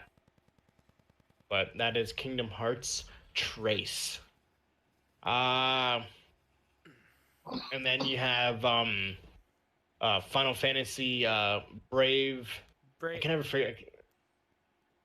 I think it's Exvius. Yeah, Exvius or something like that. Yeah, it's the War of the Visions. Yeah. Which is a mobile game. I believe, isn't it? I heard it was pretty good. Is it for the DS as well? No, it's just Android and iOS. That's what I thought. But it's the next chapter in that game is also being released, which is kind of cool. So like there was a lot of Final Fantasy, which makes sense because that's their thing. That's the thing that kept them afloat. Exactly. So that was a big part of it. What else do we got here? I feel like Final Fantasy 14 has been paying for all this because it's a ridiculous amount of money that people have been spending. Oh yeah. Like clothing is a thing. Gotta get the clothing, gotta get the mounts. Oh, 100%. Dragon Quest Builders 2. Oh yeah, I forgot about that being announced there. Which is literally fucking Minecraft. I watched the trailer, and it's literally the same thing as fucking Minecraft. It's a little bit more than that. I would say it's a mixture of Minecraft mixed with like a Harvest Moon or Stardew Valley. Probably more Stardew Valley. Like I was watching, I'm like, wow, like this is. I was like, okay. I was like, you don't want to play Minecraft, you have this game, but whatever. I was so confused. I'm like, I don't understand what this game is right now. Like I'm losing my mind here. Yeah, the last Remembrant remastered. Oh yeah, that got me hyped for that game, even though it's not that good. The crowd got me hyped for it. It was one of the 3. Square had a lot of remastered games. Yeah, it was tons of it. Last Remnant was one of the Xbox 360 exclusives that they made. That Lost Odyssey and the other one. That comes out, and it kind of looks like a Final Fantasy-esque game. And that comes out at the end of the year. Excuse me. I can never remember how to say it. Onakai. It's a Tokyo RPG. Oh, Onikari, or no, not Oni, something like that. It's Onigiri? Oninaki. I can never remember how to pronounce it. It's something weird like that. Oninaki. Onakai. Yeah. Onakai. That's a Japanese fighter RPG type game. It's almost like Siren, but an RPG. Exactly. So that game, the crowd seemed to be pretty hyped for that. That was kind of cool. What else we got here? There was the Outlanders. I mean, the Outriders, not the Outlanders. I forgot about this game. It was the maker of Gears of War Judgment. It's a 1 to 2 player co-op shooter. It's a journey across a dark and depleted sci-fi world in search of a source of mysterious signals. It comes out this winter. Xbox, PS4, and PlayStation. Xbox, PS4, and PlayStation. Yep. What did I say? Did I say that wrong? Xbox, PlayStation, and PS4. Oh, whatever. PC. Sorry. There we go. Saga Scarlet Grace. Oh yeah, another Saga game. Yeah. Yep. That's finally Saga's leaving Japan. Yeah. Saga 3. I can't wait. So what's up with all these games like just chilling in Japan and never coming over here? Because they weren't popular. They felt like it wasn't going to be successful enough to be localized here, and then obviously they're wrong. Yeah. I mean, at the time they were pretty right. I mean, RPGs were pretty niche at the time, so yeah. And that was like a Super Famicom game, so people really didn't play RPGs here. Well, basically, a lot of people were saying like the reason why Final Fantasy VII was so successful was really because it introduced the idea to PlayStation. Yeah. That's where it all started. So, and then people are just like, oh yeah, no, it's just, overhyped and all this stuff. I'm like, no, if you look at the gaming history, because I did a whole paper about gaming history, and Final Fantasy VII was so prominent because of that. It introduced the idea of it. So it was beautiful. I mean, I give them props for it. It really popularized the idea. I will never ever shit on Final Fantasy VII because of how historically important it is to gaming history. But as a person who played it for the first time back in 2018, it's not as good as everyone says it is. Well, yeah, because the graphics, you just not even the graphics. I can care less about graphics. Graphics don't matter. But did you play all the way through? Most of it. I forget where I ended up. But it's again. Gameplay has changed. The part where Cloud beats the shit out of Tifa was pretty rough to get through. But yeah. But it's changed. Like the gaming sphere has changed. But I would never shit on Final Fantasy VII. Good.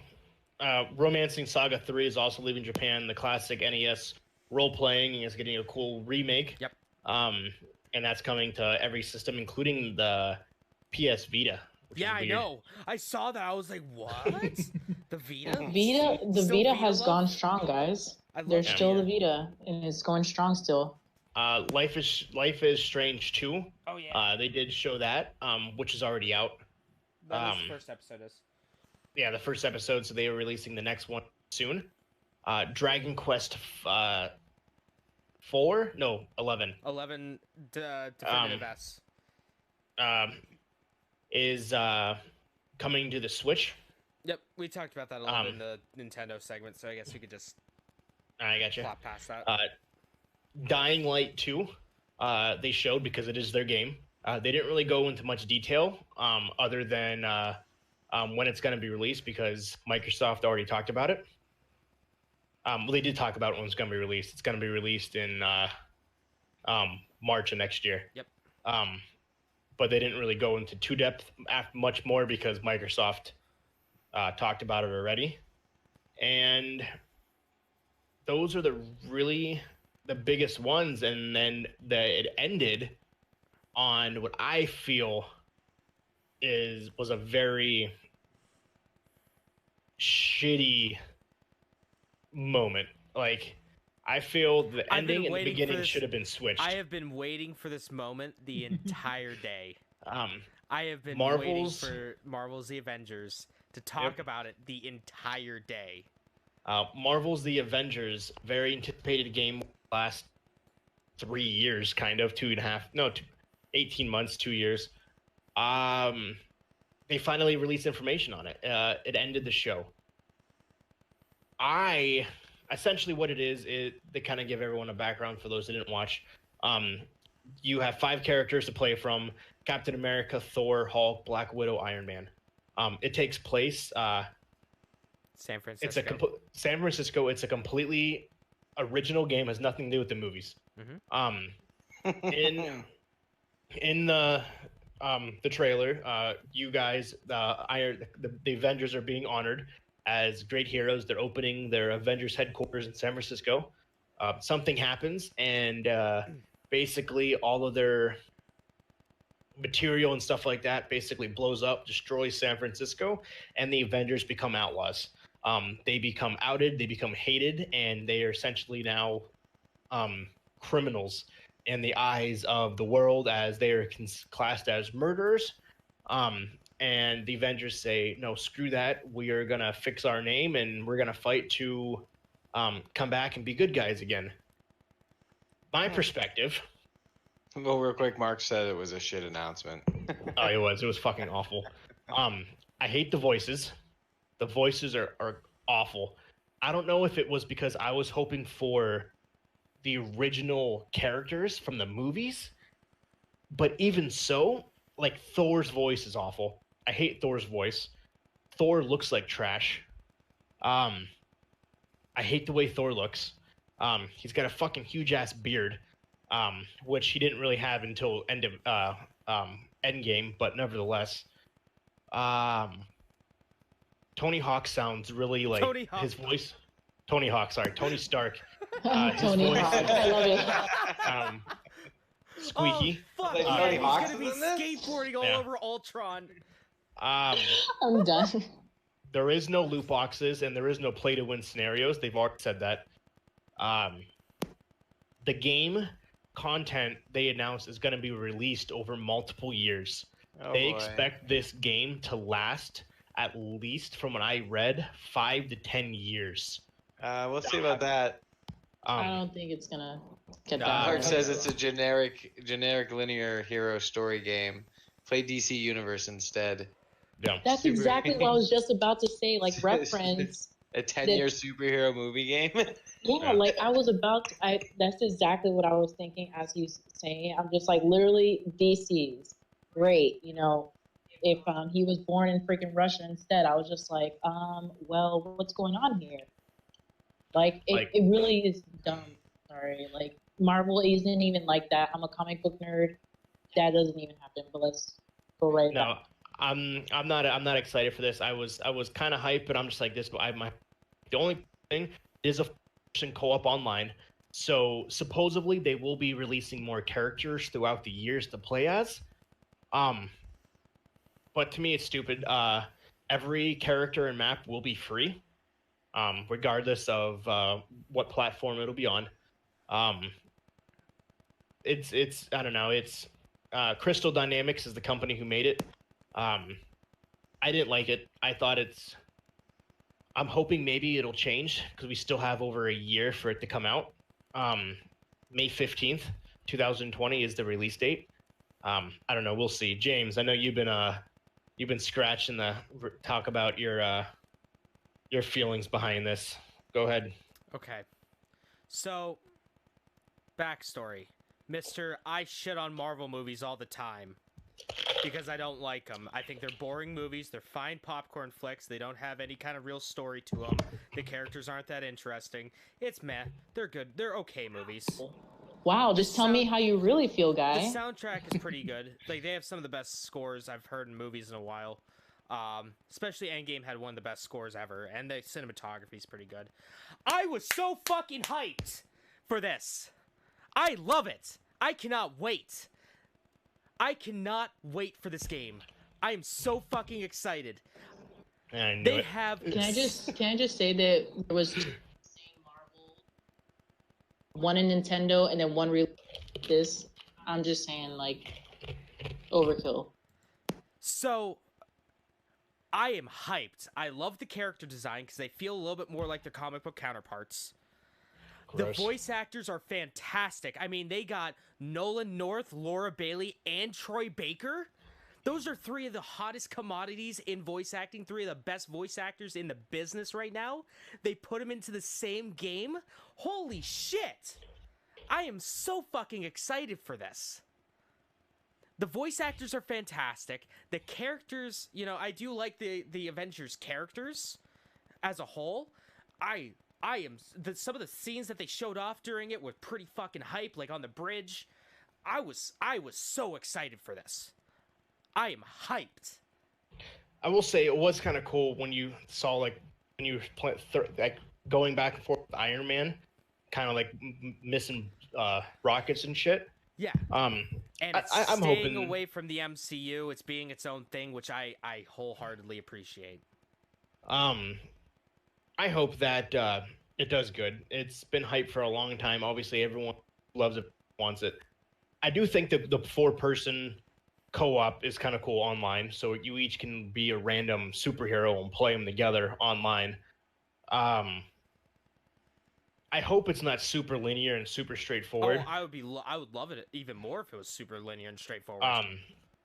Because what I think would be cool, you take like a GTA 5 concept where you have like a whole entire city, and you just have superheroes, and you can kind of go off at the superheroes and do whatever the fuck you want. So Marvel or you Spider-Man. do missions together. So Spider-Man. But Yeah, with but as online. a 4-person. Yeah. Spider-Man looks that pretty would be cool. Like, that would be awesome, having the ability to basically roam all of San Francisco with your friends and then go do missions if you wanted. I'd be I fine don't with know if that would but I don't know if that would be a thing or they would have the technology to do that. I mean, they have the technology, but Well, yeah, I guess GTA does it. Marvel's Spider-Man did it. Well, not multiplayer, not with multiple people at the same time. Yeah, but I mean, you can do it. I mean, it's not hard. Yeah. But I was so If okay, so if the game has, you know, like an open world aesthetic and all that kind of stuff, fine. Okay, I guess I'll still be hyped for it. If it's more linear and definitely story based, I will be hyped even more. This would be like a I can't. I wouldn't want that though. I would want it to be open world, so you kind of can. You don't need every game to be open world. Like that's the thing with like games nowadays. It's like everything has to be open world. You have to have like 50. They all have to be Ubisoft games with 15 million things that you can do. No, just give me something that I can go point A to point B to point C to point D to end.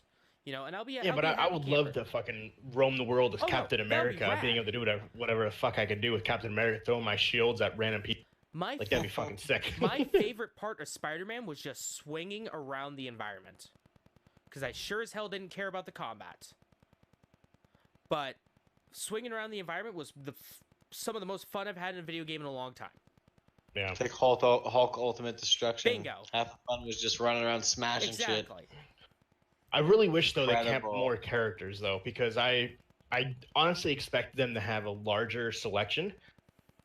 To me, Black Widow is a fucking weird character to play. Like, she has a gun and she can do Hurricane Rana as some people. Like, yeah, it's not that exciting. I think like your Black Panthers and stuff like that, Captain Marvels. I don't know. I loved it. I love that. Or Hawkeye. Like, why not Hawkeye? If they're gonna have 5, why not have 6? Cool. And have Hawkeye and have the original 6. Well, like you said, they're gonna add more characters. Yeah. So yeah, that comes out next May. So we'll see what happens. I highly doubt it's gonna last the way. Oh no, it's not they going wanted to. Not 5-10 years. Yeah. Hell no. Yeah, they want it to be basically a massive multi-year game that you don't have to buy a new game. The game stays, and they just release updates and add more to it, so you literally can basically never stop playing it. 2 to 3 years tops is what they're going for. I highly doubt it'll do it, because there's been like a handful of games ever to do that. GTA was able to, but GTA only did it because you could mod it yourself. Final Fantasy. Final Fantasy, 14, Skyrim, World of Warcraft, and that's Warframe. Yeah, like I said, there's only been a handful of games, and a lot of those are like literally 4 of those are MMOs. Yeah, right. 3 of them. 3 of them are MMOs. So it's like, can you truly count those? Well, obviously, yes, but games like this, I don't think it'll make it years. So that's just my perspective on it. It could be wrong. Who knows? It could come out and be the best game ever made. Right. Now, I'm not banking on that, but... No, me neither. But that was E3, ladies and gentlemen. Yeah. 3.5 hours. I'm glad you guys watched it. Sorry for keeping you guys up so late. I know it's fucking 2:00 morning there. Yeah, you guys gotta work. 3 hours. Yeah, we were super tired. 3 hours. So I stuck out because of the Square Enix. I stuck it out. Yeah. Sorry, and I know you guys you guys need to go to bed. So I think we call that a day. We call that a podcast, EA Special Edition. And as always, we are going for 350. We're going big. Will we be able to do it? I think so. We have an amazing following. We had 20 downloads plus in 2 days. Because you guys are fucking epic. Everyone who listens to this in its entirety. So thank you very much for everyone who does, regardless of the length of these podcasts. Once again, I'm Jeremy, Captain Geach, Captain_Geach15, Twitter, Twitch, YouTube, Captain Geach15 on the gram. And you guys want to give your call outs and everything like that? James? YouTube.com/People8Studios, Twitch.tv/People8Studios, @People810 on Twitter. Go. Hon, can you breathe first? No. Jeez. He doesn't like breathing. No, who needs breathing? Right. Splash Screen Gaming on Twitch. That's where I do my thing. But in the meantime, until I get the ball rolling again, why don't you just keep up with these two? these guys got it going on right now. We try. We're trying. And last but not least, Anna, aka Chisoma. You find me everywhere as Chisoma, even PlayStation. I'm soon gonna be doing conventions, so I'll probably be popping up in different places, different cities. So Nice. Captain A, laying it down. Captain A, I like that. Captain A. I like that. So thank you everyone for joining us on this long podcast that will be available anywhere podcasts are available. Once again, levelunlockpodcast.podbean.com. Follow us, like us, love us, Email us questions, levelunlockpodcast@gmail.com, and follow us on the Twitter at what, James? LVL Unlocked Pod. That's LVL Unlocked Pod. Wow, that's like a meme now. It is. We got that down to a science. It is down closing. to science. So thank you, everyone. We'll see you next week, Sunday, 10 p.m. Eastern Standard Time. Love you. Thank you, and have a good night. Bye.